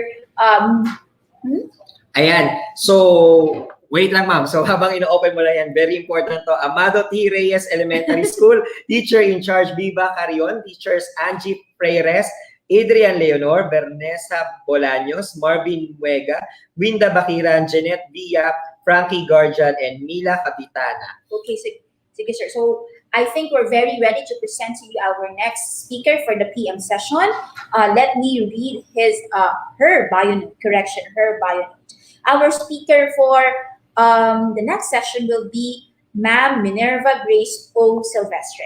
Ma'am Silvestre graduated cum laude at Urdaneta City University with a degree of Bachelor of Science in Secondary Education, major in General Science. She is a recipient of the Outstanding Student Teacher Award, and Best in Thesis Award. She obtained her Master of Arts in Education major in Educational Management from the same university and completed her Master in Education major in General Science in Colegio de Dagupan. She is currently pursuing her Doctor of Philosophy major in Educational Leadership and Management at Colegio de Dagupan, Dagupan City.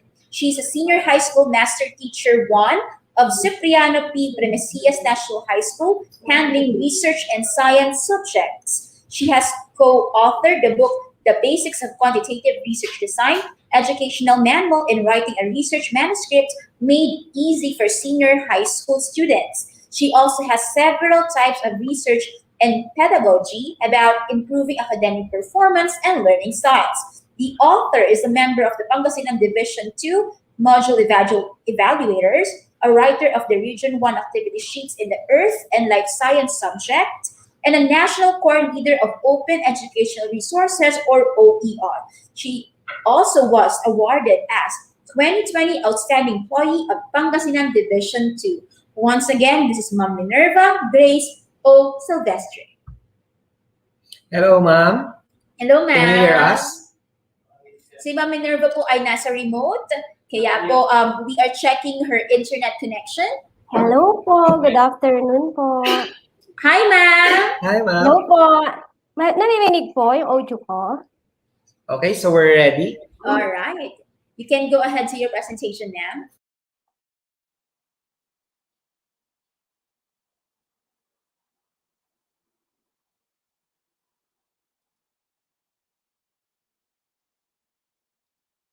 Oops.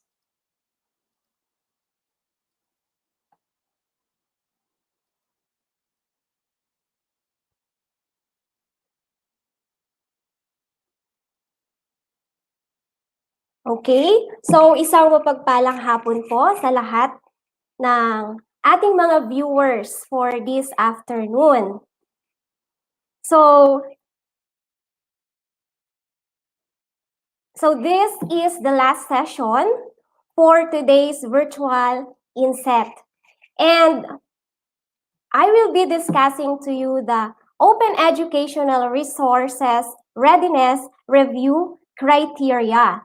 So kung meron po tayong mga self-learning materials and we wanted it to be converted into ebook, makakatulong po sa atin ang session na ito. So our terminal objective at the end of the session, the participants will be able to evaluate the readiness of a self-learning material for conversion to ebook. And our enabling objectives are the following. First, discuss the OER readiness review criteria. So we need to consider the 8 criteria which will be discussed later on para pumasa ang ating mga SLMs at ma-convert siya into ebook. The second one, reflect how the OER project criteria compares with DepEd LRMDS Educational Soundness General Evaluation Criteria and LRMDS Evaluation Sheet for Non-Print Resources. We will also see the alignment of this OER criteria at LRMDS. And lastly, we are going to rate the potential effectiveness of a self-learning material. So I know, teachers, na tayo ay nagsulat ng ating mga self-learning materials na gagamitin ng ating mga students. So, the pandemic or itong coronavirus na ito po, it has become a global health issue. And it has had a great impact sa ating pong education. Up to this date, wala pa pong face-to-face classes na nangyayari sa ating bansa. So with that, our department, the Department of Education, introduced the different learning modalities. And I know we are familiar of those modalities, which includes online learning, modular distance learning, the blended learning, and of course, the radio-based and TV-based instruction. Ayan. So, last year, October 2020 po, ang kagawaran ng edukasyon together with the UNICEF and Intellimina conducted a training workshop for the DepEd UNICEF OER ebook or ebook development project. So, ang training na ito po nahati sa dalawang module. Yung first module, they trained us how to evaluate the self-learning materials. So, yun nga po yung i-discuss natin, the 8 criteria. And yung second module po is the ebook development. After evaluating those self-learning materials, pag pumasa po siya sa evaluation, then i-convert po siya sa.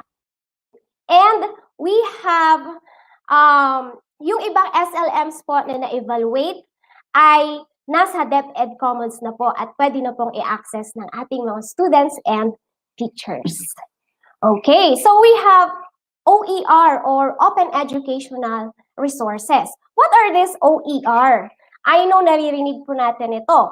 These are teaching, learning, and research materials in any medium, pwede po siyang digital, that reside in the public domain or have been released under an open license that permits no-cost access, use, adaptation, and redistribution by others with no or limited restrictions. In short po, libre na gamitin ng guro at ng estudyante ang mga materials na nasa public domain or yung mga open educational resources natin.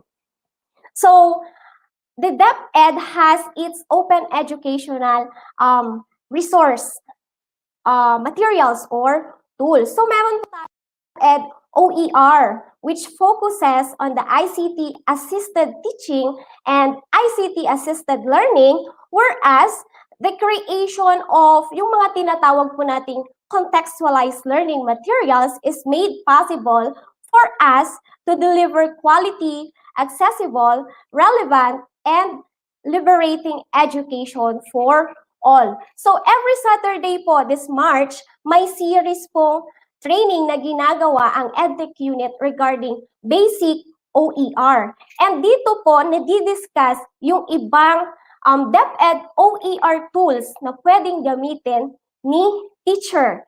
And these tools include, meron po tayong Kiwix.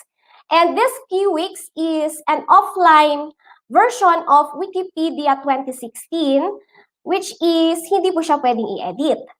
Another, meron din po tayo nung Kulibre. This Kulibre, it is a Python-enabled software na kung saan it houses numerous OER materials. And ang maganda po dito, we can use this offline. So, pwedeng-pwede po siya sa remote places. Okay. Pangatlo na tool ng OER sa ating bansa, we are using the Moodle. So, the learning management system, which allows us to evaluate or assess both teachers and learners offline. Kasi LMS po ang ginagamit natin sa ating training to assess our participants. Pang-apat po, we also have the Course Lab 2.4. So, sa Course Lab na ito, you can create presentations, interactive presentations na pwede pong gamitin ng ating mga estudyante. At ito yung gustong-gusto kong OER tool naman na ginagamit ko sa aking klase, which is the Wondershare Quiz Creator. It is a quizzing application wherein you can make your quizzes interactive. Yung simpleng multiple choice, magiging interactive po siya kapag nilagay natin siya sa Wondershare Quiz Creator. So if you want to learn this OER materials na ginagamit po ng DepEd, manood po kayo every Saturday this March. May series po ginagawa na basic OER training. Okay po? So, we have now the Open Educational Resource Readiness Review Criteria. So, ito yung mga kailangan isaalang-alang ng isang guro pag siya ay magsusulat ng SLM at ang target niya ay i-convert ito into ebook. First, it is the degree of alignment to MELC. I know every one of us, familiar tayo sa most essential learning competencies na tinatawag natin. And may dalawang standards tayo na dapat pakatandaan pagdating sa MEL. Of course, the content and the performance standard. Okay. For the second criteria, we have the nature of license. So yung mga naunang nag-speak po sa akin, dun kanina sa video editing, na-discuss nila ang copyright issues, which is very important pag tayo ay nagsusulat ng ating SLM. So we will be discussing this mamaya po. Mas palalawakin natin yung kaalaman natin regarding this nature of license. Okay, for the third one, we have the quality of explanation of the subject matter. Pang-apat po, cultural relevance. It is very important for us na pag tayo ay nagsusulat ng ating SLMs or ng kahit anong lesson po natin, may integration po tayo ng culture. The fifth one, utility of materials designed to support teaching. Pang-anim po, the quality of assessment, which is kadi-discuss lang ni Sir Salvador. The quality of exercises. May assessment na, may exercises pa. So, if you can observe our SLMs, iba yung assessment natin sa mga exercises na pinapresent po natin sa ating mga materials. And lastly, the opportunities for deeper learning. So, dito po matatakot natin, tinatawag natin 4 C's. The collaboration, the critical thinking skills, the communication, and the creativity skills of our learners. Okay. So, let's see. May alignment ba yung OER criteria sa DepEd LRMDS? Yes, meron po. Hindi siya basta-basta ginawa. Inalign na din siya sa ating DepEd LRMDS. So, the table below reflects how the OER project criteria compares with the DepEd LRMDS Educational Soundness General Evaluation Criteria and LRMDS Evaluation Sheet for non-print resources. Okay, so let's have the first criteria.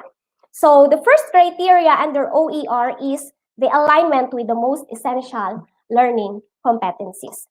So this criteria is aligned to LRMDS Evaluation Criteria number 8, which states that it reflects the profile of the target learner or users.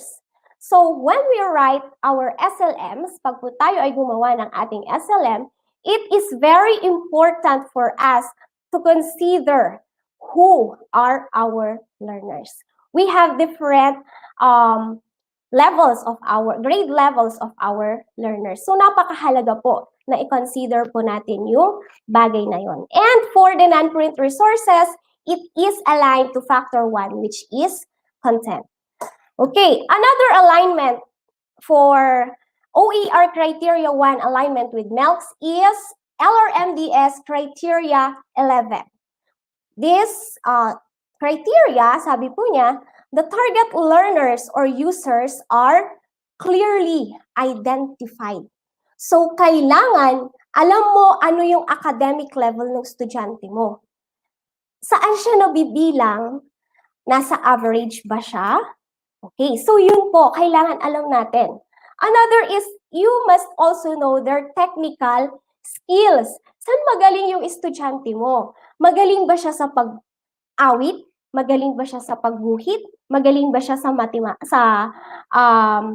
paggawa ng kanta? Okay, so kailangan alam mo yung technical skills na kayang gawin ng iyong mag-aaral. And of course, mahalaga din na alam mo ang demographic address ng iyong learners.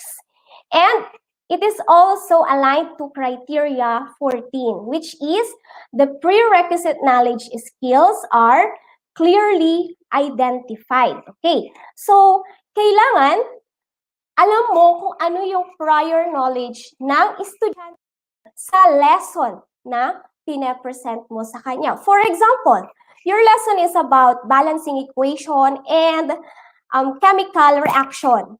So, kailangan, ang prerequisite skill doon, alam dapat ng estudyante mo ang topic na naming compounds. So, kailangan yun yung mga tinitignan po natin pag tayo ay gumagawa ng ating SLMs under this criteria alignment with the most essential learning competencies.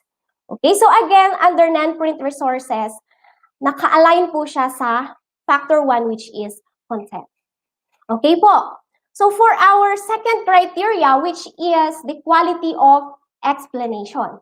So this criteria, OER criteria, is aligned to LRMDS criteria 1, criteria 2, criteria 3, 4, 5, and 16. Okay, let's have first criteria 1.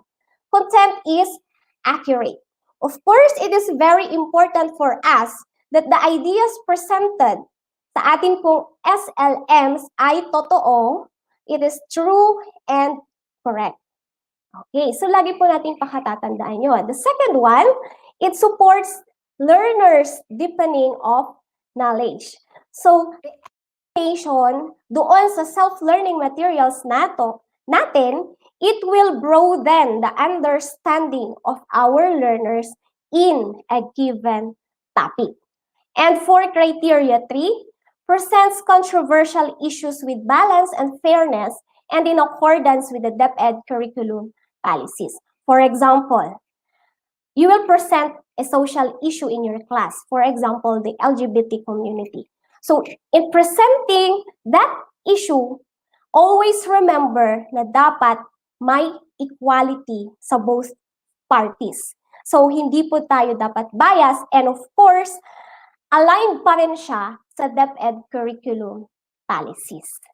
Okay, so for LRMDS non-print resources, it is aligned to factor 1 content, factor 3 presentation and organization, and factor 4 accuracy and up-to-datedness of information. So from time to time, let's check kung updated po ba yung mga information na binibigay natin sa ating mga learners. Okay, another alignment to LRMDS criteria is criteria 4, 5, and 16. Okay, 4 and 5, medyo related po ito.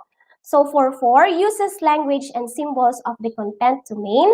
And for 5, correct and appropriate use of terms and expressions, symbols and notations, diagrammatic representation, and graphical representation. So what does this mean?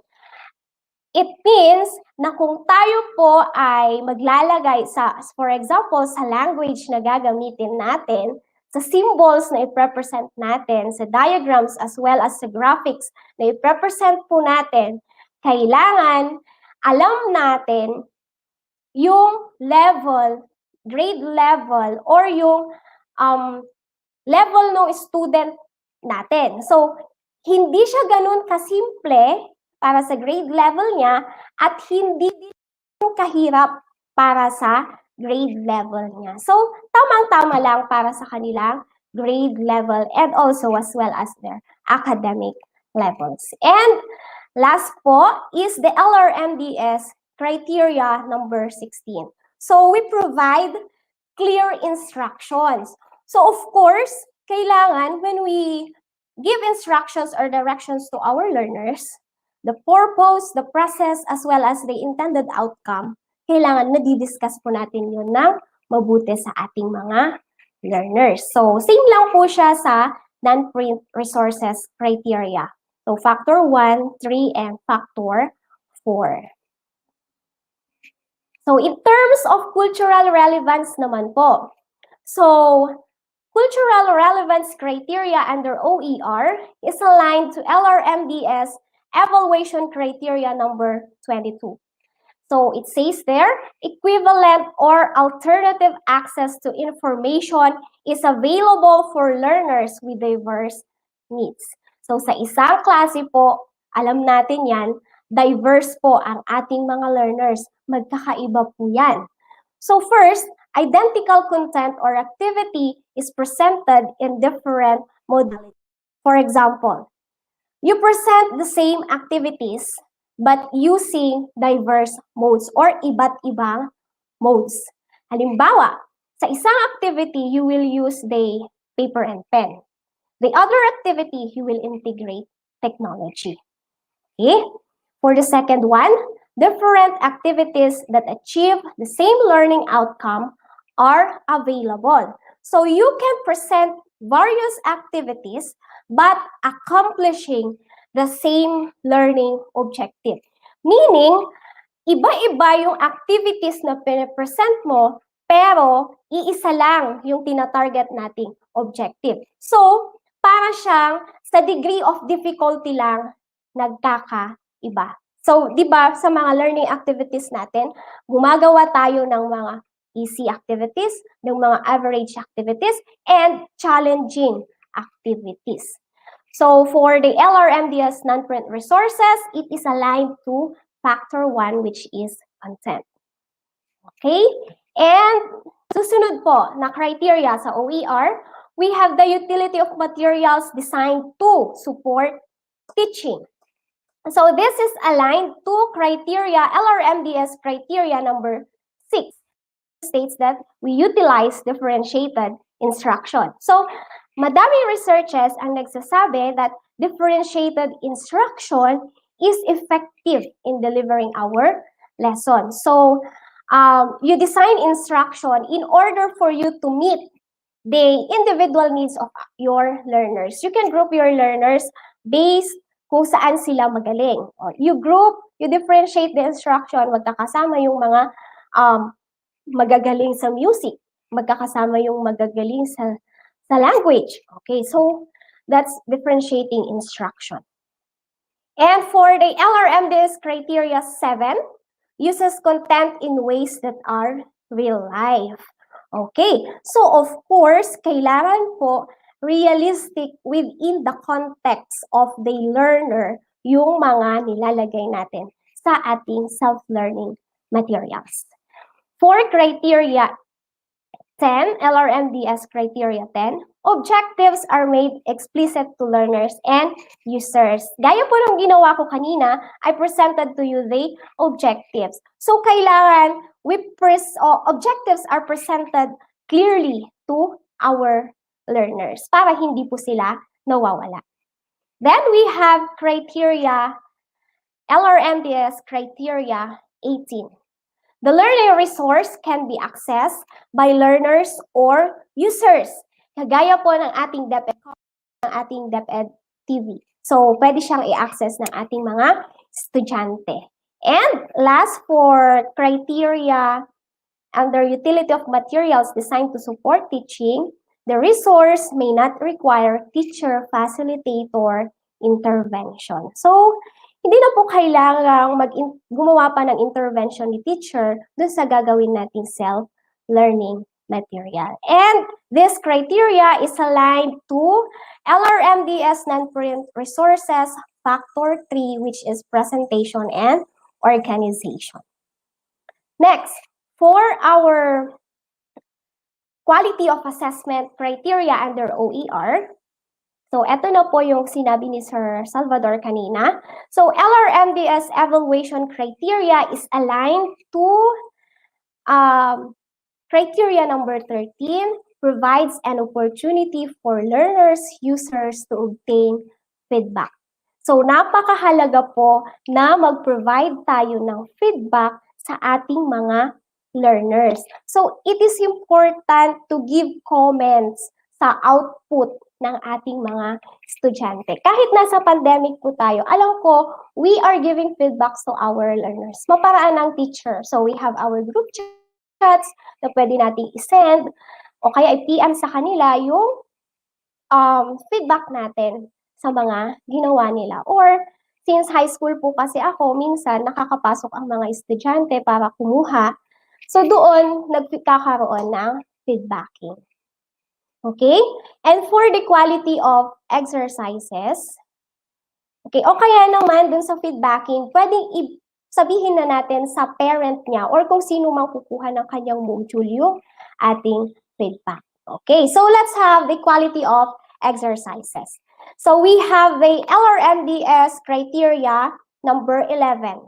The target learners or users are clearly identified. So, sabi ko nga kanina, alam mo dapat yung academic level ng bata.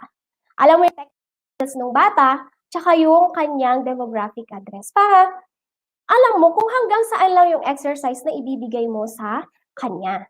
And we also have criteria 12. Content is structured to scaffold learning. So, tinatawag natin scaffolding, which is providing support to our learners throughout the lesson. So, magbibigay tayo ng support sa ating mga learners sa lessons na pinapresent po natin sa kanila. And for criteria 17, learning and information design is intuitive. For example po, may binigay tayong exercise. So, the user knows what to do and how to do it. So, mahalaga po yun. Kailangan alam niya kung anong gagawin niya at kung paano ang gagawin niya sa binigay mo exercises. So, kailangan maging clear tayo sa pagbibigay ng instruction sa ating pong mga learners. Okay, and for the last two criteria, the nature of license and the opportunities for deeper learning. So kung papansinin po ninyo, wala siyang alignment sa ating DepEd LRMDS criteria. But this doesn't mean na hindi po kailangan i-consider ang criteria na ito. So we need to consider this criteria para pumasa po tayo sa evaluation at ma-convert natin yung ating SLMs into ebook. Okay po. So, let's now have the rubrics for the OER readiness review criteria. So, okay. These rubrics will be used to rate the potential effectiveness of our self-learning materials. Each rubric should be scored independently of the others using the following 5 scores that describe the levels of potential quality, usefulness, or alignment to standards. So, meron po tayong 5 rate na pwedeng makuha pag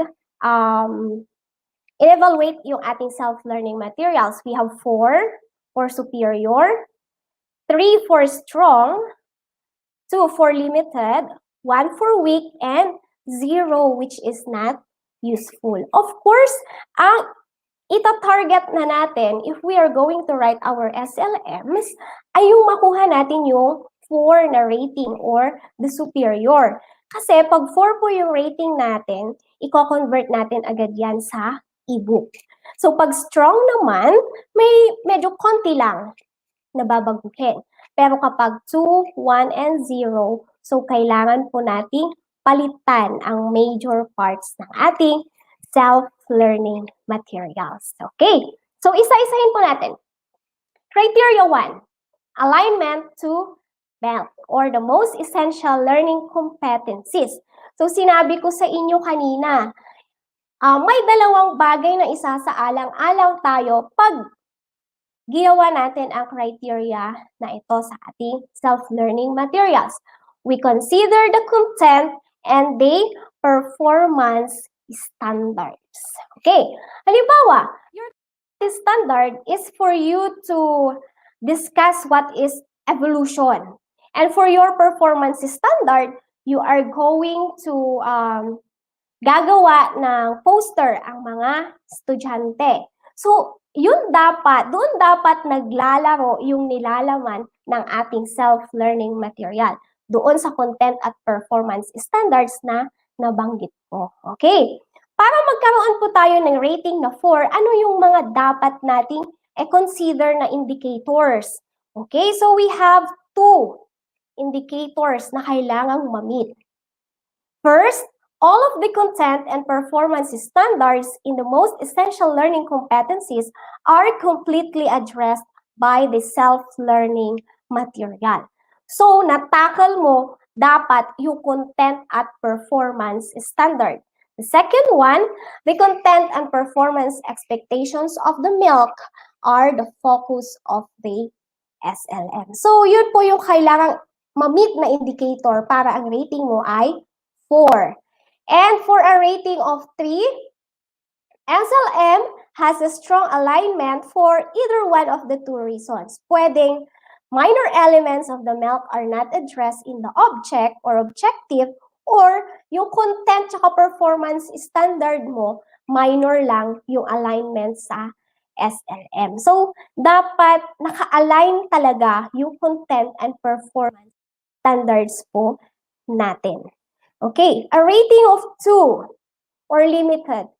If a significant part of the content or performance expectations of milk is not addressed in the object or objective, but there is fidelity to the part it does cover. So, limited po yung natakal natin sa content and performance standard.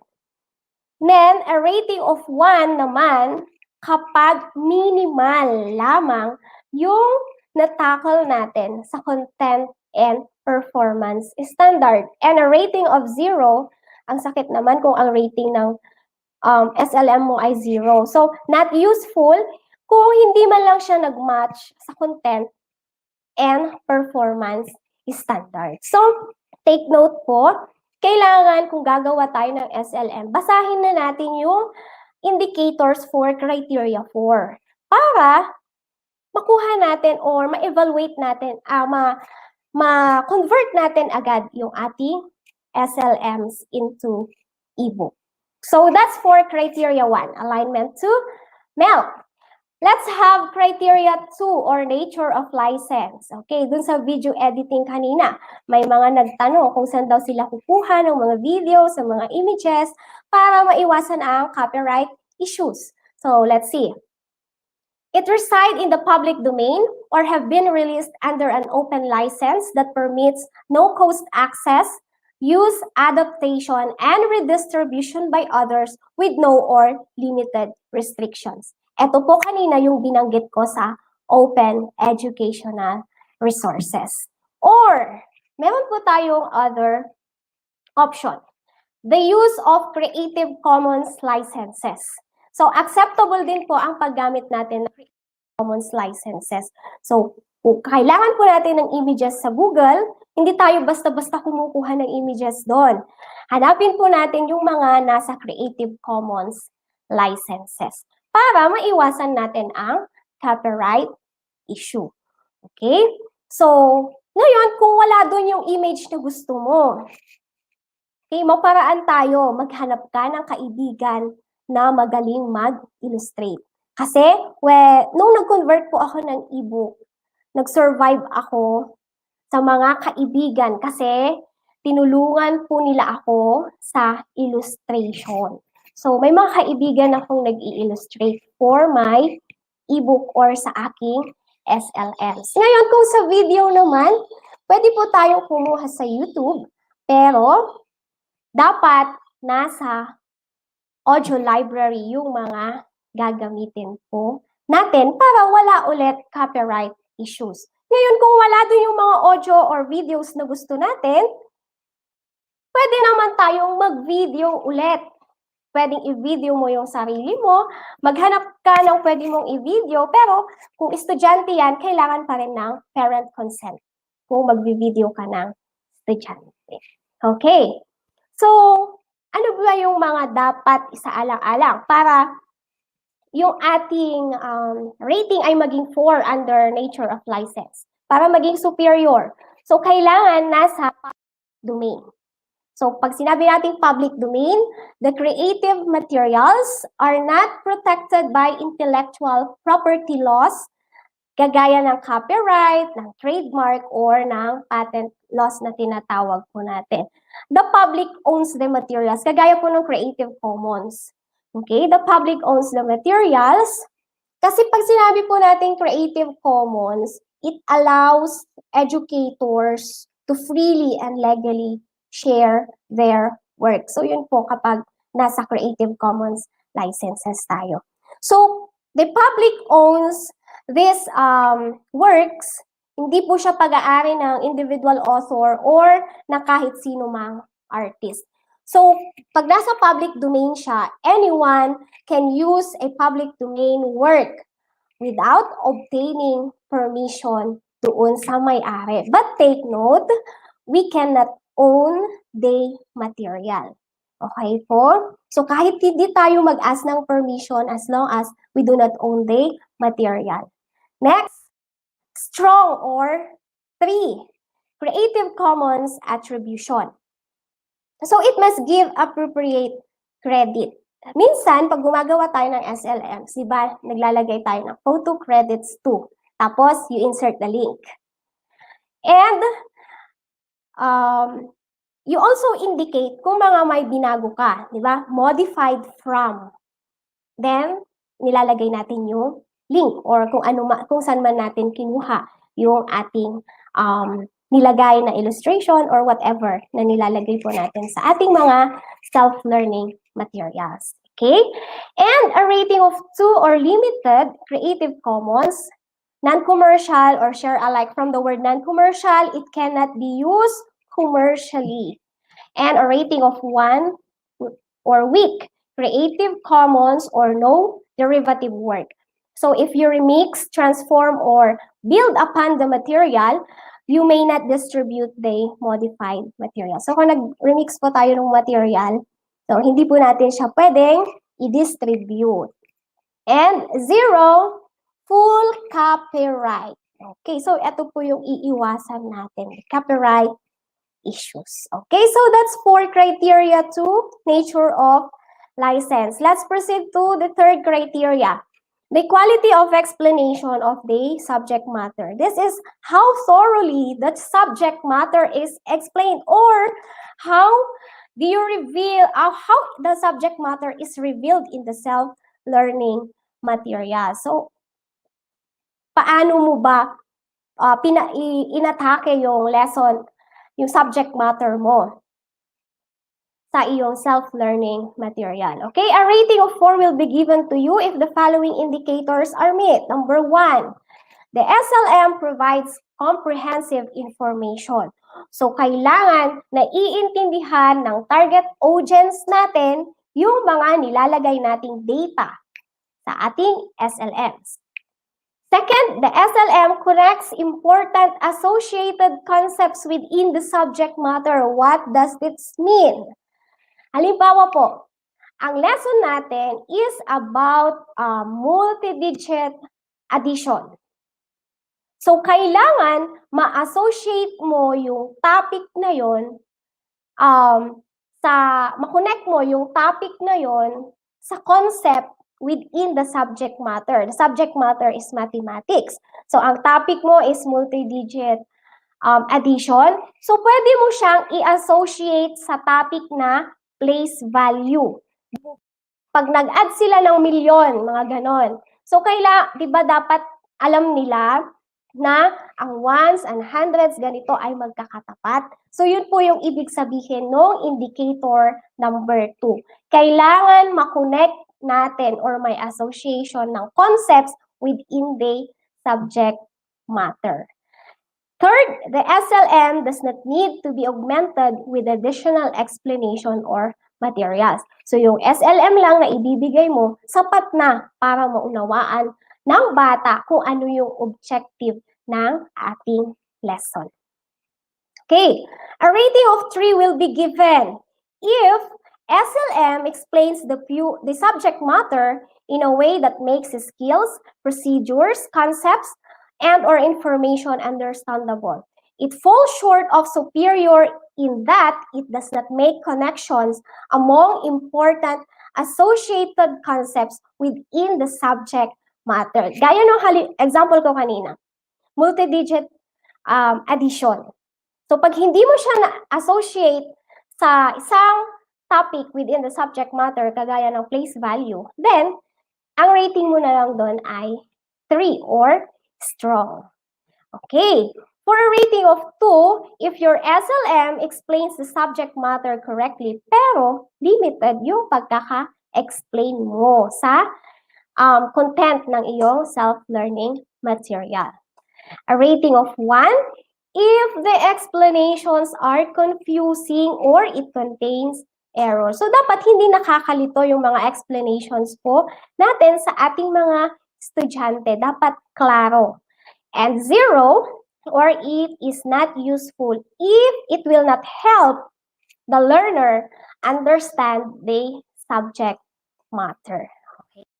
So that's for criteria 3. Let's have the next criteria, cultural relevance. So sa cultural relevance, may tinatawag po tayong CRT. What is this CRT? The culturally relevant teaching, which means a pedagogy that empowers students intellectually, socially, emotionally, and politically by using cultural reference to impart knowledge, skills, and attitudes. Anong ibig sabihin pag sinabi natin cultural reference? So this pertains to you are going to, ito yung sinasabi natin, to know what they do not know. So for example, you will integrate religion, the culture of different religion sa ating bansa. So of course, hindi dahil, of course, we need to discuss the different cultures ng iba't ibang religion na meron tayo sa ating bansa. The culture of Muslims, Christians, whatever religion we have. So, i-discuss natin yon kasi there are students na hindi alam kung anong kultura ng isang religion. So, that's the time na pumapasok doon yung tinatawag nating to know what they do not know. But take note, my dear viewers, participants, kailangan na ma-maintain ang respeto ng mga estudyante sa culture ng bawat isa. So, ang ibig sabihin lang po nun, we are empowering our students to become, to maintain the integrity of the culture while they are academically succeeding. So, ulitin ko po, we are empowering our students to maintain culture integrity while they are succeeding. Pag tayo po ay nag-i-integrate ng culture sa ating mga self-learning materials. And this CRT has 3 characteristics. Ano-ano po yung mga yon? The first one, it's validating and affirming. Sabi ko nga kanina, diverse ang learners natin. So, ibig sabihin, kanya-kanya ng culture yan. So, it's validating and affirming if it acknowledges that our learners have diverse cultures. Second, comprehensive. It is comprehensive if it uses cultural resources to teach the knowledge, the skills, the values, and attitudes of our learners. And it's multidimensional naman po if it applies multicultural theory to the classroom environment, the teaching methods, and evaluation. So that's for cultural relevance. So how will you get a rating of 4 under this criteria? Superior kapag na-meet mo yung tatlong characteristics. Validating and affirming, comprehensive, multi-dimensional. Okay. 3 naman, kapag dalawa lang doon sa CRT characteristics ang na-meet mo. 2, kapag iisa sa CRT characteristics. 1, kapag it appears to be designed to provide some of the CRT characteristics. So, may natakal ka paunti-unti sa CRT characteristics. And 0, if it does not conform to CRT. So, kahit isa doon, wala kang na-meet sa ating characteristics ng ating CRT. Okay po? So, let's have criteria 5. The utility of materials designed to support teaching. So, this is the potential utility of the SLM at the intended grade level for the majority of teachers. So, this is designed or dito po lumalabas or dito na ipapakita ni teacher paano niya plinano at paano niya i-represent yung kanyang subject matter. Di po ba nung face-to-face, meron tayong lesson planning na ginagawa, especially pag magkakaroon tayo ng classroom observation. So may lesson planning tayo ginagawa. So this is under criteria 5. How will I get a rating 4 or superior? So you have 3 indicators. 1, provides materials that are comprehensive and easy to understand and use. Pangalawa po, it includes suggestions for ways to use the material with a variety of learners. And last indicator, all objects and all components are provided and function as intended and described. Okay, paano natin mamimit ito? For example, in your SLM, nakapresent po doon yung time frame. So, di ba nagpaplano po tayo? So, mahalaga na meron yung time.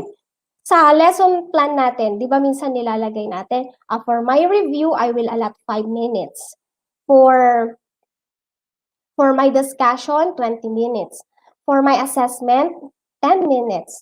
For the presentation of my learners, ganito. So, that's one of the pwede nating ilagay para magkaroon tayo ng rating na 4. The other one is for us to ilista po natin lahat ng mga materials na pwede po nating gamitin. Okay?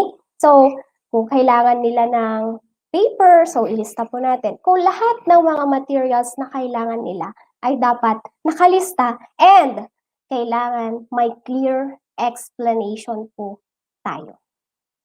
Okay? 3 naman ang rating if the SLM offers materials that are comprehensive and easy to understand and use but fall short of superior for either one of the 2 reasons.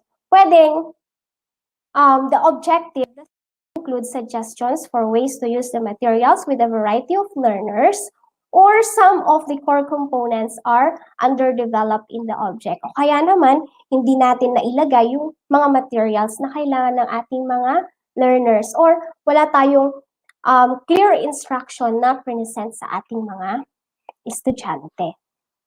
Okay po. For a rating of 2 or limited, an object is rated limited for the utility of materials designed to support teaching if it includes a useful approach for idea to teach an important topic but falls short of strong for either one of the 2 reasons. Yung una, nawawala yung mga mahahalagang elements ng ating discussion. Pangalawa, important elements do not function as they are intended to. And weak ang rating natin if our SLM is confusing or ang dami pong errors na makikita at ang planning or preparation po natin ay hindi po maayos o kaya hindi na preset. And 0 or not useful, simply not useful po yung ating SLMs pag ganun. Okay, for criteria 6, assessment. Okay, quality of assessment, hindi nawawala yan kapag kahit sa face-to-face may assessment po tayo ginagawa. So this is the property of the process of documenting and using empirical data, the knowledge, skill, attitudes, and beliefs to refine programs and improve student learning. So this part, ang assessment, it is designed for us to determine what the student know before, during, and of course, after the presentation of our SLMs. Diba? Meron po tayong pre-test, post-test, meron pa tayong mga formative assessments. Okay, paano magkakaroon ng rating na 4? Medyo madami-dami ang indicators natin. 1, assessment aligns clearly to the objectives. So, kailangan kung ano yung nasa content standard and performance standard natin, yun yung ina-assess po natin. For example, your objective is to discuss evolution and your performance task is pagawan sila ng poster, then dapat nasa assessment po natin yun. So pag dumating tayo sa assessment, go back to your objectives para alam po natin kung ano ang dapat nating i-assess and for us to know nakuha ko ba or na-target ko ba yung objectives ko? Kasi baka mamaya, hindi pala. Okay. The second one, nothing is assessed that is not included in objectives. So, sakto po lamang ang ating i-assess. Kung ano yung nasa objective natin, walang labis, walang kulang. Yun lang ang i-assess natin. Third one, the most important aspects of the expectations are targeted. 4, The assessment modes used in the object require the student to demonstrate proficiency in the intended concept or skill. Ang dami pong na-discuss kanina ng unang speaker bago po ako regarding assessment modes na pwede po nating gamitin. Pero take note, kailangan na mi-measure yung proficiency ng ating mga estudyante dun sa skill or concept na gusto po nating i-evaluate sa ating mga learners. So, pwede po tayong gumamit ng group work na assessment o kaya selected response na assessment or the long and short constructed response. So, yung mga yun po. Lastly, level of difficulty is a result of the complexity of the subject area, content, and performance expectations, and of the degree of cognitive demand. Okay, a rating of 3 will be given to you. Your SLM evaluates all the content and performance expectations, pero ang assessment mode na ginamit natin, it does not measure or evaluate the proficiency of the learners. So, kailangan naka-stick pa rin po tayo sa content and performance standards po natin. Okay? 2 or limited. SLM assesses some of the content or performance expectations, pero may mga tinanggal po tayo na kailangan ma-assess natin. Okay, so again, babalik at babalik po tayo sa content and performance standard natin or sa ating objectives pag tayo po ay mag-a-assess na. And 1, if the SLM assessments contain significant errors. A rating of 0 or not useful naman. 0 naman kung hindi maayos or hindi makakatulong yung ating assessment sa quality of sa ating SLMs. Okay. Ayan, criteria 7. The quality of exercises. Bakit ganun may assessment na may exercises pa? Of course. Di po ba kahit nasa face-to-face tayo, madami tayong exercises na pinapresent sa ating mga learners. The availability of these practices strengthen the specific skills and knowledge. So anong gamit ng ang daming exercises? The purpose of these exercises is for us to deepen the understanding of our learners sa subject matter. So kung papansinin po ninyo yung ating mga SLMs, yung ating modules, di ba? Ang dami pong nakapresent na exercise. Kasi ito ay para ma-practice nung bata yung skill na gusto nating maintindihan po niya. So yun po yun, kaya madaming exercises na nakapresent. So, a rating of 4 or superior if the object offers more exercises than the needed for the average student. So kung mas madami po tayong present na exercise kesa doon sa for those average students, so 4. Another indicator is the exercises are clearly written and supported by accurate answer keys. So, di ba sa module natin, nasa likod yung answer keys or yung key to corrections po natin. And lastly, there are a variety of exercise types. Baka naman po yung type na exercise natin ay true or false all throughout. Wag naman. So, kailangan iba-iba yung i-present natin. Especially pag e-book na yan, madami po tayong makukuha sa book widgets. Okay, na-discuss na din po ng DepEd EdTech yung book widgets before. So, madami tayong makukuha doon, no? Pwede po natin gamitin. And those are very interactive. Next, a rating of 3 or strong. SLM offers only a sufficient number of well-written exercises to facilitate mastery of targeted skills. So, ibig sabihin, enough, sakto lang yung nating exercises sa ating mga learners.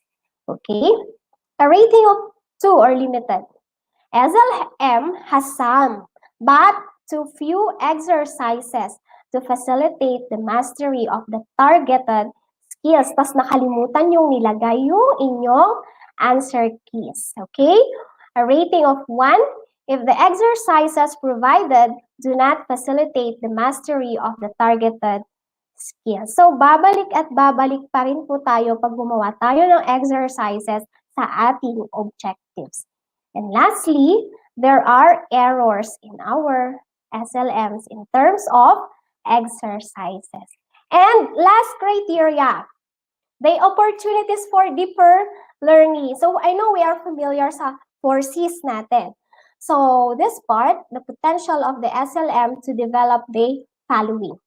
Think critically and solve complex problems. So, kailangan sa SLM natin, madi-develop ang critical thinking skills and problem-solving skills ng ating mga estudyante. Next, work collaboratively and communicate effectively.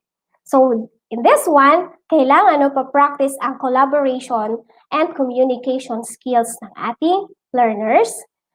Construct viable arguments and critique the reasoning of others. And of course, apply discrete knowledge and skills to real-world situations. Ito yung paborito ko sa SLM. Dapat may tinatawag tayong transfer of learning. Hindi lang po puro content yung tinuturo natin, kundi magagamit din nila yun sa real-world situations. Okay, so a rating of 4 if the following indicators are met. Number 1, at least 3 of the deeper learning skills from the list are required in the object. Second, the object offers a range of cognitive demand and appropriate scaffolding and direction are provided. Andyan ulit yung pagbibigay natin ng guidance sa ating mga learners. So a rating of 3 or strong if the SLM includes 1 or 2 deeper learning skills identified in this rubric.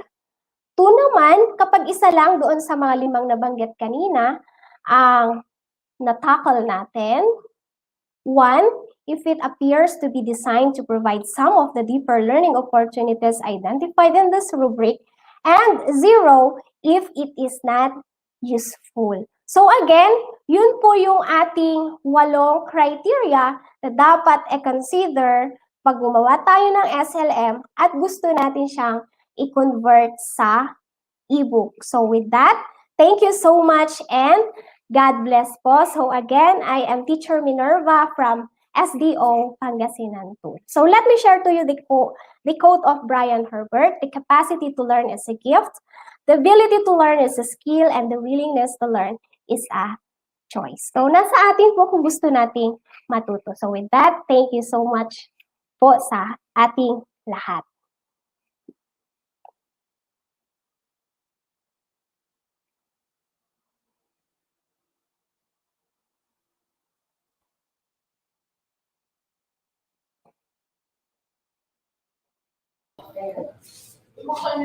Yes, thank you very much, Ma'am Minerva Grace Obra Silvestre. No? So, ngayon nakita natin that there are actually ways pala that we can do with our OER readiness review. Yes. Diba? So, At ang dami nating natutunan, sir, no? At may levels pala yun, no? Ngayon ko lang natutunan na may levels pala na dapat natin i-identify at i-recognize. yes. And with that, we would like to inform our teachers na if ever you have questions po for Ma'am Minerva, you may now send in your questions para po mapili na natin yung first 5 na questions na dadating. Then, it will be posted and it will be answered by Ma'am Minerva. Yes. So, while we are waiting for that, we're going to have a recap of our day 2 session. So, this morning, Teacher May, we started with our talk about DepEd TV. Medyo bumalik tayo dun sa past kasi tinignan natin yung mga educational shows na naging part ng kabataan natin, di ba? So we had a visit with our memories ng bata tayo, and we really reminisced with the episodes that we really love. Hanggang ngayon, diba? We miss these episodes, these TV shows, at yung purpose ng mga TV shows na yun ay binubuhay ng DepEd TV. Yes, so na-discuss din natin kanina yung video editing techniques na tinuro sa atin ni Sir Neil. And with that, sobrang nakakatuwa, no? Kasi ang dami ng mga teachers na nagpo-post sa Facebook na nakagawa na sila ng sample video nila. Yes. And of course, ang pinaka-nakakatawa pa, hindi, actually, pinaka-nakaka-proud Nahihiya na ko po. is ako po yung nakikita ko. Ah. So, alam mo naman sa Facebook, di ba, may auto tag. So, every time yata na nakikita ni Facebook yung mukha ko, automatic na auto tag ako, nanonotify ako na merong mga teachers na nag-upload ng mga video nila. And sana po one of these days, no, alam naman namin na mahirap ang video editing. Hindi yan pwedeng aralin in one day. It is actually a skill na kapag pre-practice, talagang matututo tayo kasi parang it's a process na habang nagtatagal, doon ka natututo. And then what did we learn with the video editing techniques by Sir Neil, no, na hindi lang tayo nakukulong sa pagtuturo. Right now, no, we have to adopt to different skills at eto nga na video editing. Kasi nga, in the future to come, no, hindi naman natin kailangan na face-to-face na naturuan yung bata. Though it helps and though it's a different feeling sa bata, na face-to-face ang teaching. Pero we will come to a time na talagang kailangan din nating mag-adapt sa pangangailangan ng panahon. At isa doon yung online learning. And one of the best substitutes of face-to-face instruction is to do video. Yes, and alam niyo po mga teachers, kapag marunong kayo mag-video edit, who knows, even yung mga birthday ng mga anak ninyo, mga pamangkin ninyo, pwede niyong gawa ng sariling video. Basta po meron kayong Windows 10, meron po dyan naka-install na built-in application ng video editor. At sir, hindi mahirap maghanap ng mga applications for video making. May CapCut dyan, may Filmora, may Wondershare. Sabi mo nga siya, meron mga built-in sa ating mga laptop na Windows editor. So, hindi na mahirap teacher. It's just the willingness, no, na matuto ng iba't ibang mga skills, lalo na ng mga bagong skills ngayon. Yes, and this afternoon naman, pinag-usapan naman natin is all about assessment. And nag-focus tayo for the online assessment kasi alam naman natin na ito yung kailangan ng mga teachers and ng mga students natin na diniscuss sa atin ni Sir Bad, sinimay-himay, in-specify kung paano natin mas mapapaganda pa ang online assessment. Tsaka talagang in-emphasize ni Sir Bads na even nasa online teaching tayo, importante pa rin na na-assess natin yung mga estudyante natin. Ayan. And syempre, yung pinaka-last topic natin, aantayin muna natin yung mga questions bago tayo magpunta dun sa ating wrap-up sa topic ni Teacher Minerva. Pero definitely, Ma'am Minerva really gave a comprehensive presentation. Thank you, Ma'am Minerva. Yes, even if ating last wave ng ating mga pa-shoutout while we are waiting for the questions. Naku, marami-rami to, Sir Wilbur, no? Ayan, so greetings sa Supervisor Ma'am Cynthia Marquez and to the School Head Maria Arandia, Byron Humawan, watching from Sariaya East Division of Quezon. Okay, pa-shoutout po ni Sir Glenny, no? Punta Engaño High School, teachers headed by Dr. Rowena G. Sagarino of SDO Lapu-Lapu City Division Region 7 Central Visayas. Hello po sa mga teachers dyan. Pa-shoutout din po sa mga Lapu-Lapu City 0365 Rangers, Coders, and Team Casters. Hello po sa mga teachers ng Kaunlaran High School, lalo-lalo na pang school staff nila, at ang kanilang principal, Dr. Cristina. Opo. Of course, Batasan Hills National High School with their principal, Dr. Proceso T. Lera, and the TLE department from Ma'am Mari Chuhite. Ayan. Then, shout out din po sa Del Pilar Elementary School, Alicia East District SDO Isabela from Sir Denmark. Pa-shoutout din po sa SDO City of Valenzuela, teachers of Manita Elementary School, Central District Supervisor Dr. Teresita A. Pangan, School Head Ma'am Nelisa A. Espinosa, Assistant Principal Elizabeth D. De Castro from Ma'am Shelani Nasilia. Ayan. Hello din po sa mga nasa Tala Elementary School, Caloocan at Caloocan National High School. Pagbati po from Sir Joey Villanueva. And also sa Biga Elementary School Division of Caloocan City headed by Mrs. Lilia S. Oprin. Hello din po sa mga MAPI teachers ng Quezon National High School. Head teacher po nila si Ma'am Maria Donna Cosejo. School principal po si Ma'am Feliza B. Quevada. Ayan, from Sir Glenn Cacho Garce, watching from SDO 1 Pangasinan. Greetings from teachers of Tondol Elementary School and especially to their PSDS Edwin A. Ampler and School Head Cesardo Ladia. Okay, shout out po sa SDO Biblian City SDS, Mrs. Edna Paula Agustin. Teachers from Malaban East Elementary School. Head teacher po nila si Ma'am Marieta I. Faraon, Hello po from Ma'am Ara Gia Almarines. And of course, syempre sa Makati Science na nagtotalk si Sir Mark ngayon doon. Hello Sir Hello Mark. po sa inyo. Sa Makati Science po and sa Makati Elementary School and as well as to their respective principals. Maraming support. Maraming salamat po sa pagsuporta Alam mo sa sir, DepEd napaka-bait TV. ng principal ng Mac LM, no? Kasi nung nagsushoot kami dyan, napaka-accommodating talaga ni Ma'am. Yes, and as well as shoutout din po sa Manuyo Elementary School headed by Mrs. Irene C. Agar and sa supported PSDS and OIC and sa lahat po ng Manuyo Elementary School teachers from Sir Wilfredo Gagarin. So this is from Ma'am Mary Grace Panadero. Hello po sa mga teachers ng San Roque National High School. Happy birthday daw po kay Ma'am Renia Banes, school head po nila. Hello din po kay Ma'am Eva Marie Escambe, PSDS po siya ng Victoria District of SDO Laguna. San Antonio Elementary School headed by Sir Carlito T. Aducol. Shout out to Teacher Maria Fe Esperanza Parawan Tolentino and the kindergarten teachers of Guadalupe Elementary School ng Cebu City, especially sa school principal si Mrs. Seralina Lierin and greetings from Mrs. Riza Sonido.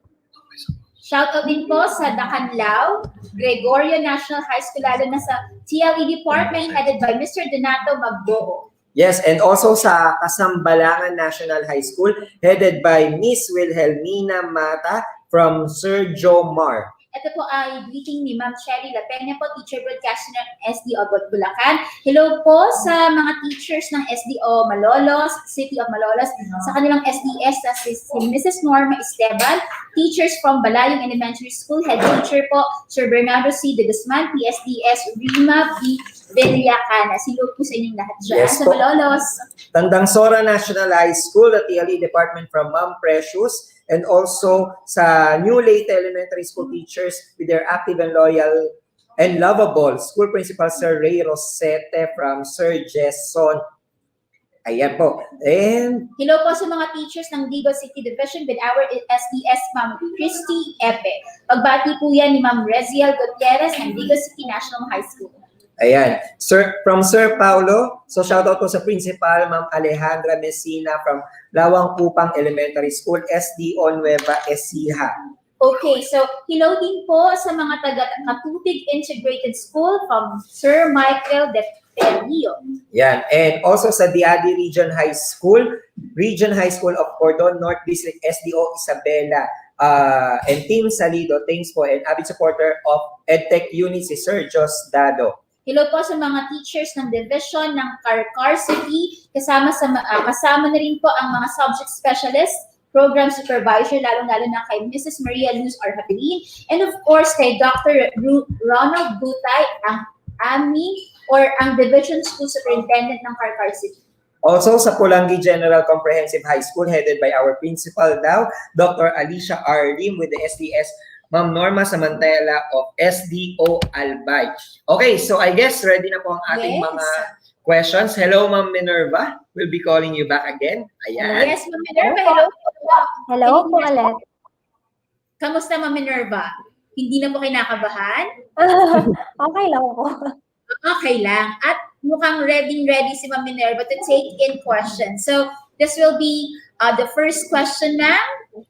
Okay, so ang sender po natin ay anonymous, no? Pero the sender is from Santa Teresita Elementary School from SDO Batangas. And the question is, ma'am, eto po, what is the effective way of assessment without any idea of resources due to calamities and pandemic?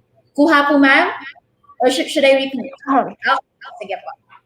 Okay po. So, na-discuss po ni Sir Salvador kanina yung different assessments na pwede po nating gamitin. So, we can get ideas dun sa mga shinare sa atin ni Sir Salvador na different types of assessment.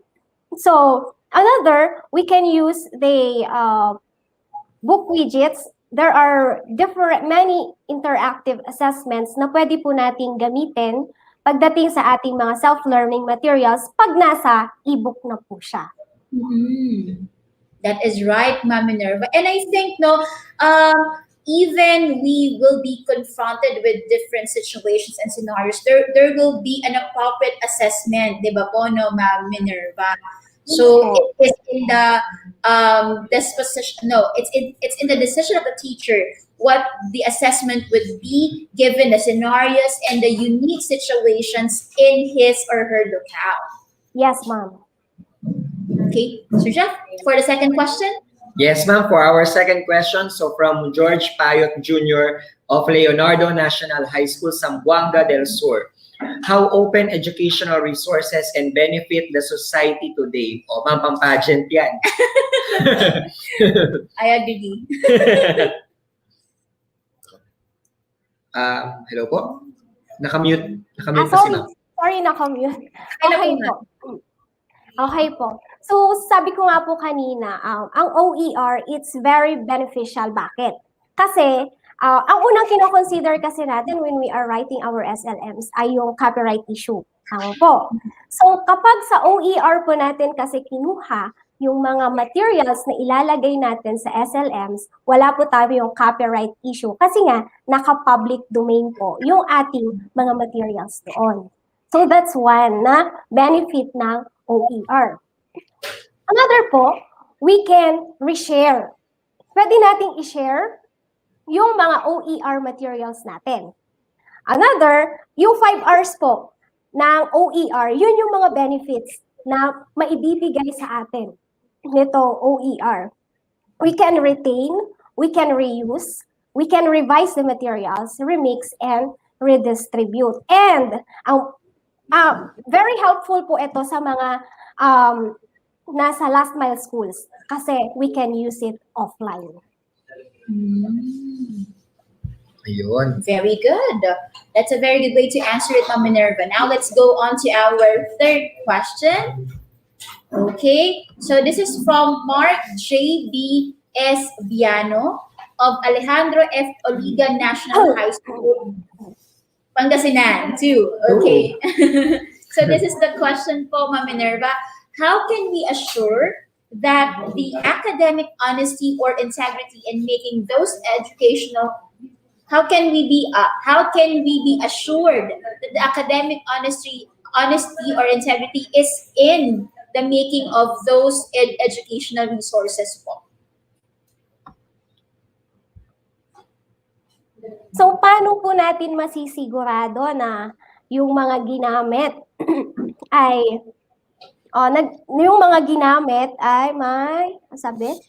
the academic honesty and integrity in making those educational resources. So, makikita naman po kasi natin kung ang isang material ay kinuha lang sa Google o kaya ni YouTube.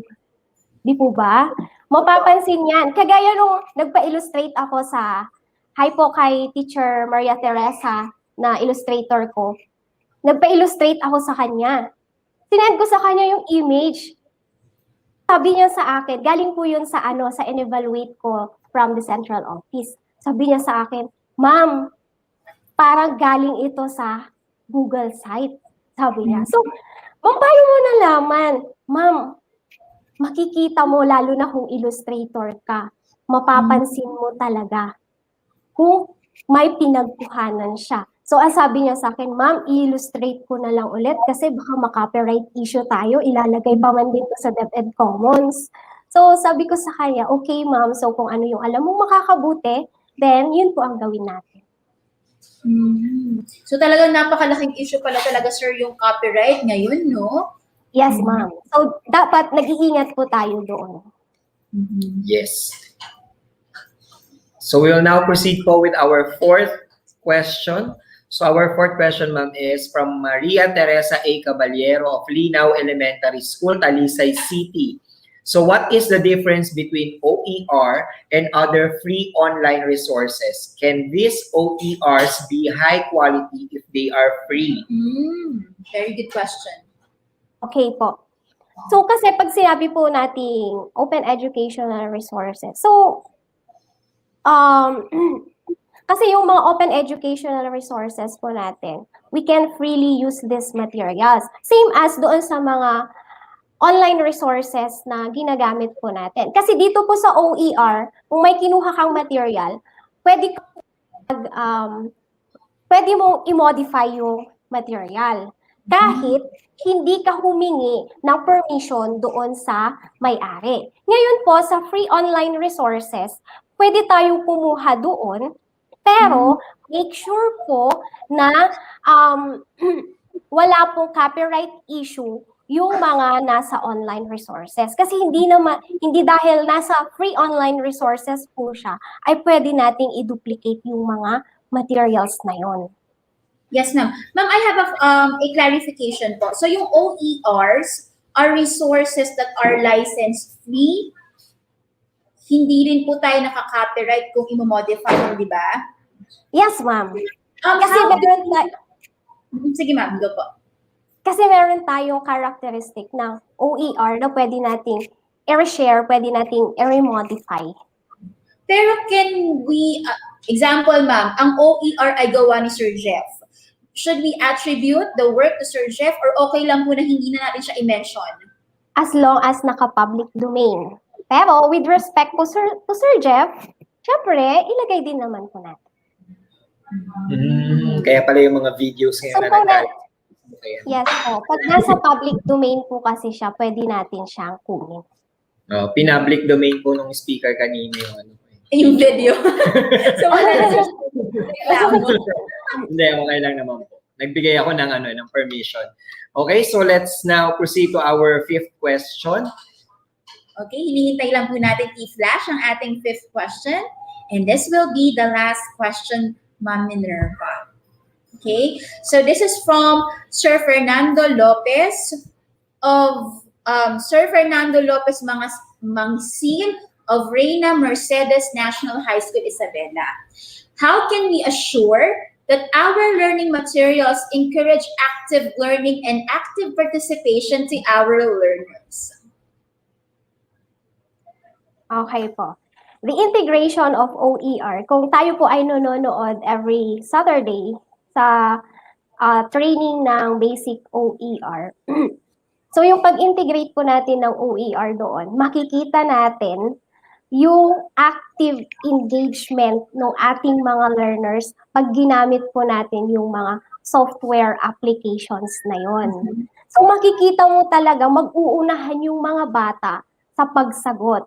Mag-uunahan sila to present their outputs using these learning materials. Lalong-lalo na ako high school na yung hawak ko and I use the Wheel of Fortune and the Who Wants to Be a Millionaire. Makikita mo talaga yung mga bata naghihiyawan, nag-uunahan.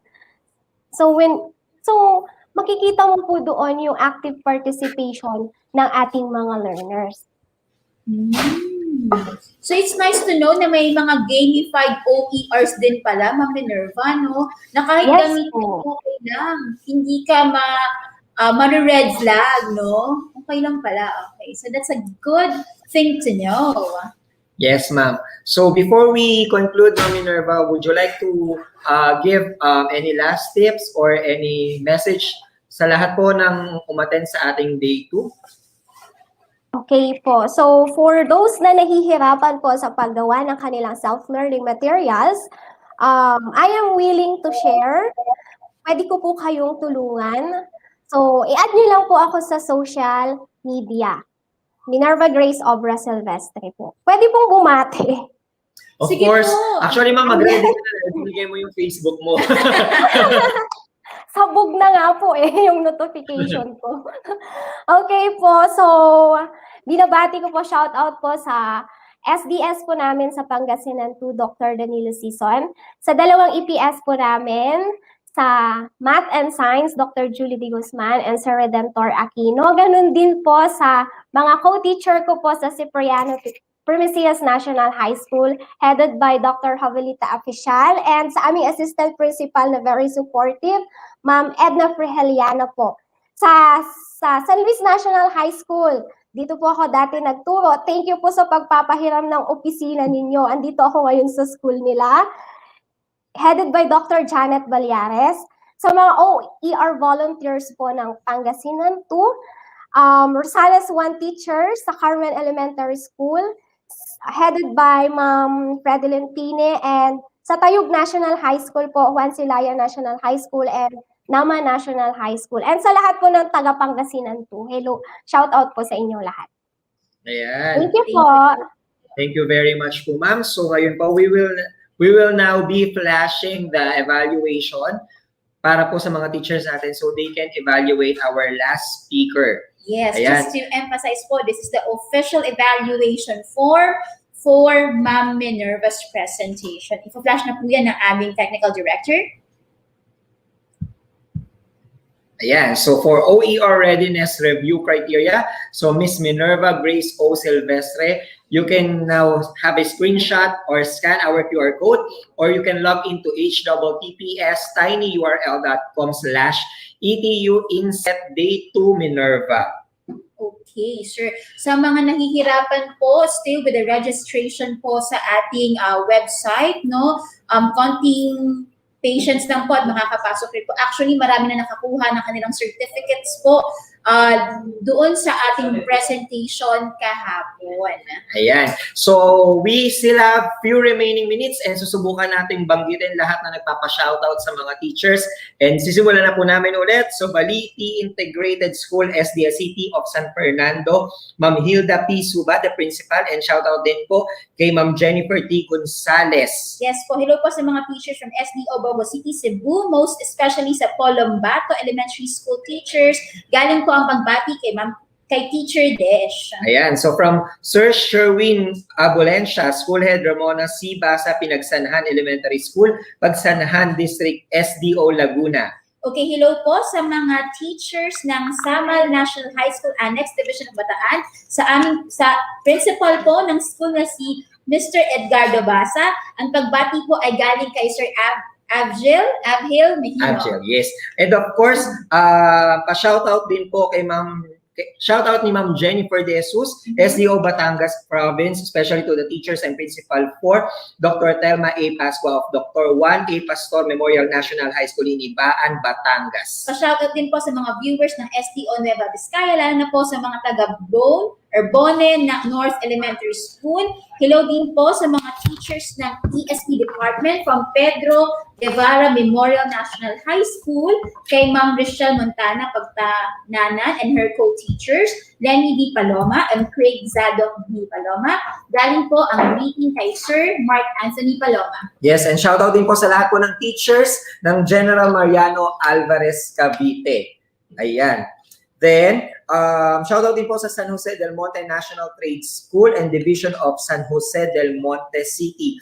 And of course, we would like to greet one of our teacher broadcasters. Yes. Happy birthday, Ma'am Jen Corrales. Happy birthday, ma'am. Hello din po sa mga teachers na Santissima Cruz Elementary School at sa kanilang principal po na si Ma'am Sharlina Rasco, District Supervisor Mr. Luis Hermina. Hello po sa top management ng SDO Laguna. Ang pagbati ay galing kay Ma'am Arlene Tuya. And greetings po sa lahat ng school heads and district supervisor of Daan Bantayan District 1 of SDO Cebu Province, from Mr. Rodolfo Kapampangan Jr. Assistant to the Principal of Daan Bantayan National High School. Yes. Hello din po sa mga taga SDO Binyan City, SDS Mrs. Edna Paul Agustin, teachers from Malaban East Elementary School head teacher Marietta Ay Faraon. Happy birthday din po kay Ma'am Aster Banta, and the greeting is from Ma'am Aragia Almarines. Hello po.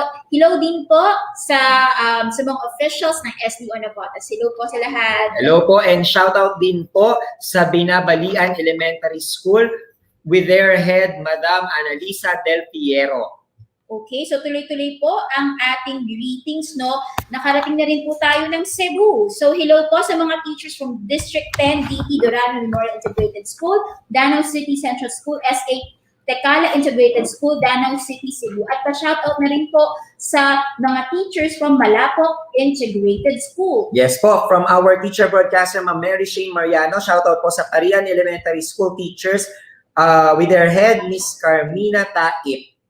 Okay, so maiki-shoutout din po, no, sa pinakamamahal na principal ni Ma'am Eloisa, si Dr. Lorna Rodriguez ng Nagpayong High School, Pasig City, sa kanilang very supportive na assistant principal, si Ma'am Vilma Estadilla, yung kanilang very hardworking na principal, si Ma'am Mildred Serra, yung assistant principal ng Senior High School, Sa mga masisipag na teachers at master teachers, si Ma'am Luz Reyes and Ma'am Edith Soriente.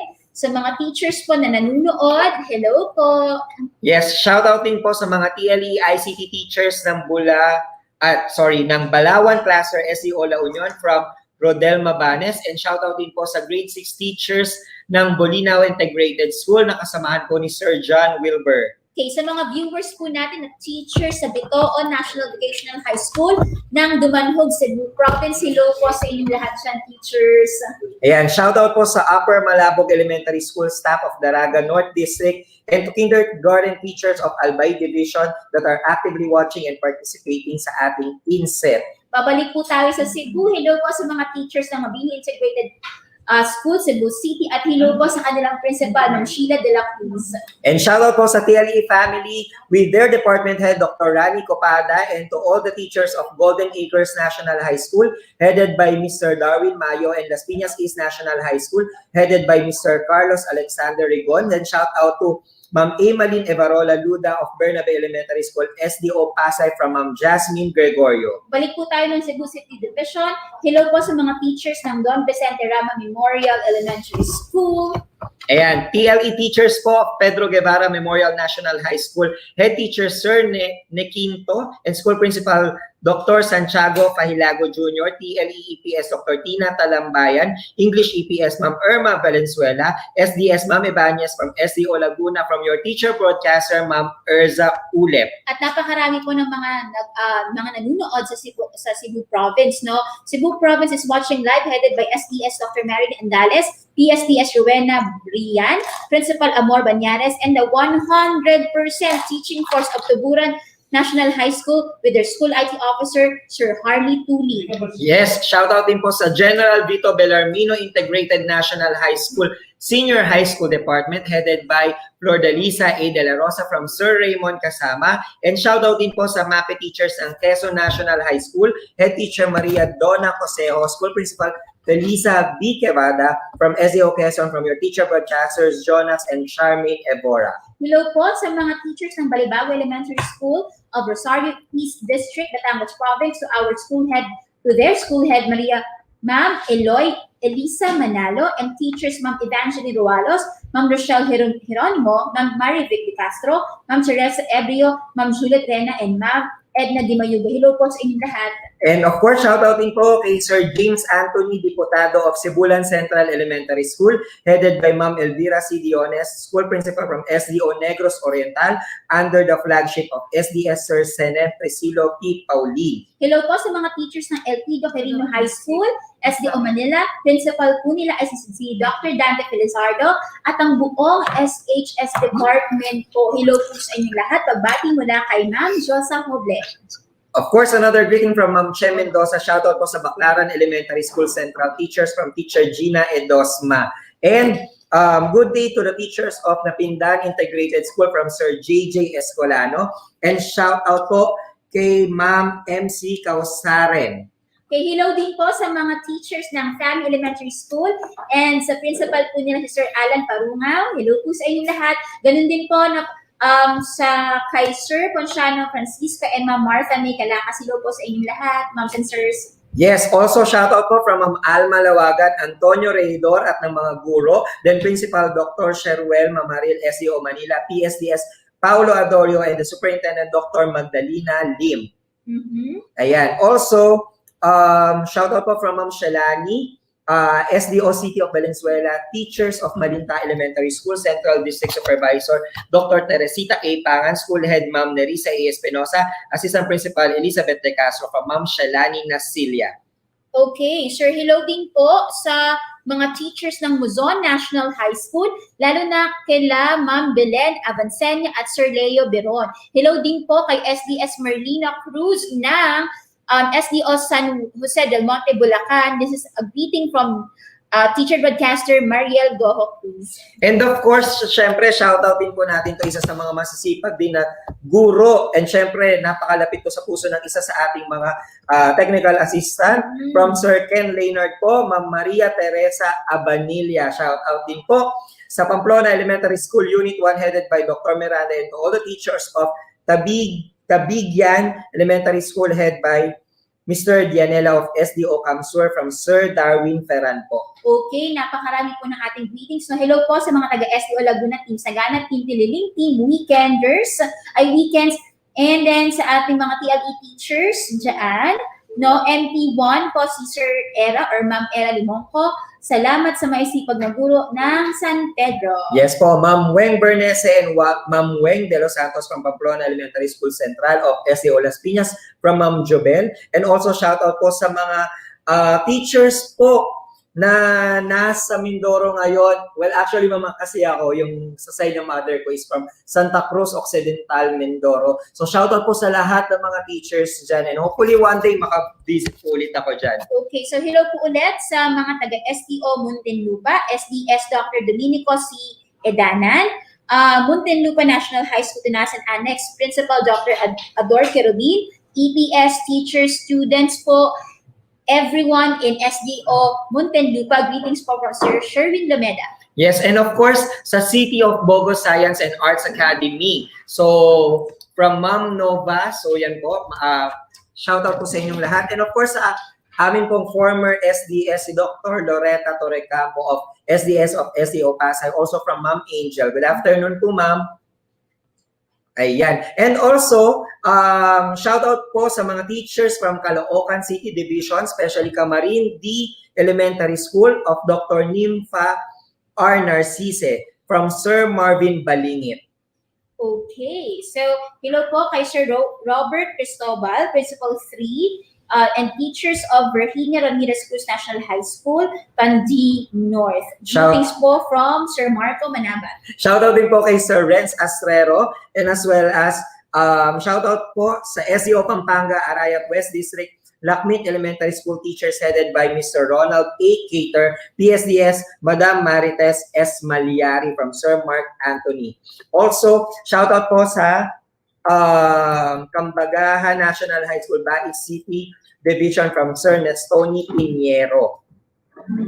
Ayan. So, actually, a lot of shoutouts po are still coming, but still we have 2 minutes. Oh, we have 1 minute left. Yes, sir. And to finalize this day, sir, what one word could you describe about the day that we have today po? Well, actually, for today, so naalala ko kahapon, I use the term innovation. I think it's about perseverance. Bakit po? Because nakita naman natin we started from DepEd TV, tapos from the video editing. You know what, teachers, there is, if you have the perseverance to learn, then definitely you can definitely go a long way. Kasi alam naman natin that education is a process. So every now and then, pwedeng mag-improve, and as well as the only constant thing in this world is change. Kaya naman, we should learn how to embrace changes, most especially kung magbe-benefit po ang ating mga students. Yes po. And in relation to your answer, sir, my adjective for today is yung willingness, no? It's because all of the presentations for that, almost all the presentations that we have today is more on the new skills, no? And it's in the willingness of the teacher not to remain stagnant, to always welcome changes because they have to really adapt with the needs of the students. Ayan. And of course, syempre gusto rin naman po namin na you should spend time with your family. That is why we are now down to the last part of our virtual INSET. Again, I am Teacher Jeff and I am from Las Piñas National High School, SDO Las Piñas City. And again, I would like to remind that this virtual INSET is live on DepEd Philippines and on Educational Technology Unit channel on YouTube. I am Ma'am Maria Sevilla from Kauniran High School, SDO Navotas, one of your Masters of Ceremony and one of your EdTech specialists. Again, this is the second day of the virtual INSET brought to you by Educational Technology Unit. See you tomorrow. See you tomorrow. Keep safe.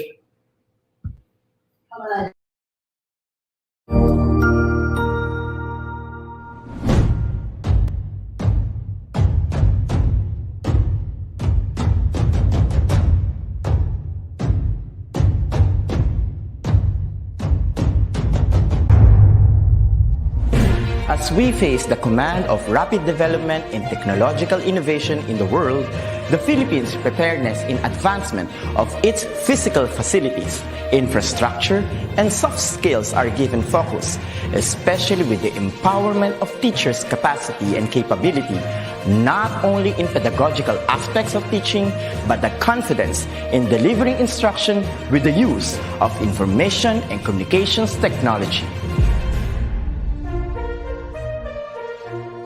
The Office of the Undersecretary for Administration, under the leadership of USEC Alain Delby Pasqua, established the Educational Technology Unit under the Information and Communications Technology Service.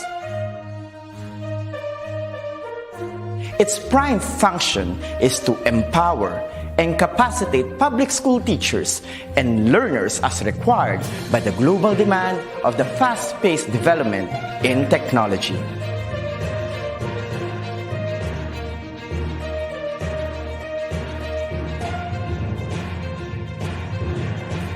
The task of the Educational Technology Unit is to promote and solidify the innovation and digitization projects that will support the requirements of the K-12 curriculum in delivering quality, accessible, relevant, and liberating education for all. It targets different components and facets of skills development, which will enable the technological advancement of the infrastructure of DepEd. This is supplemented with empowerment training programs in emerging technologies for public school teachers.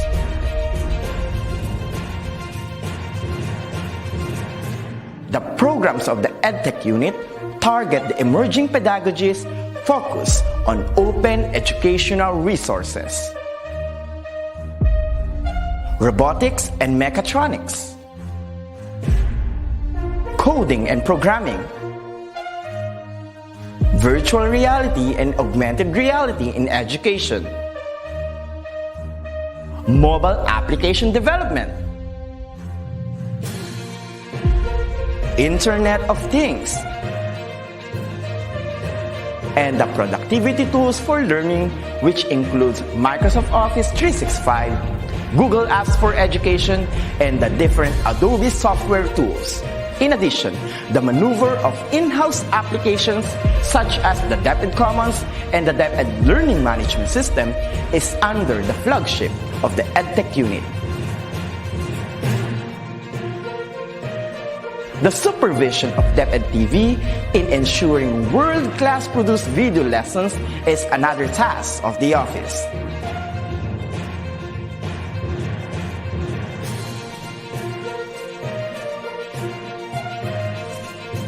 Lastly, the conduct of free online tutorial session, coined with the term ETUlay, is a bridging program to support learners and parents in answering the self-learning modules pioneered with the initiative of the ICTS EdTech unit. A teacher's influence is limitless, bound with the heart for service and dedication to fulfill the greatest mission to educate the young. The ICTS Educational Technology Unit will be there to promote, to empower, and to inspire Filipino teachers and learners as we grow as a tiger in the region, hitting our target as one of the best in educational technology. Come on and join us as we make our dreams into a reality. Sama-sama tayong lahat tungo sa iisang layunin. Simulan natin ang pagbabago dahil tayo ang mga gurong magtatayo ng makabagong DepEd. Sulong Edukalidad.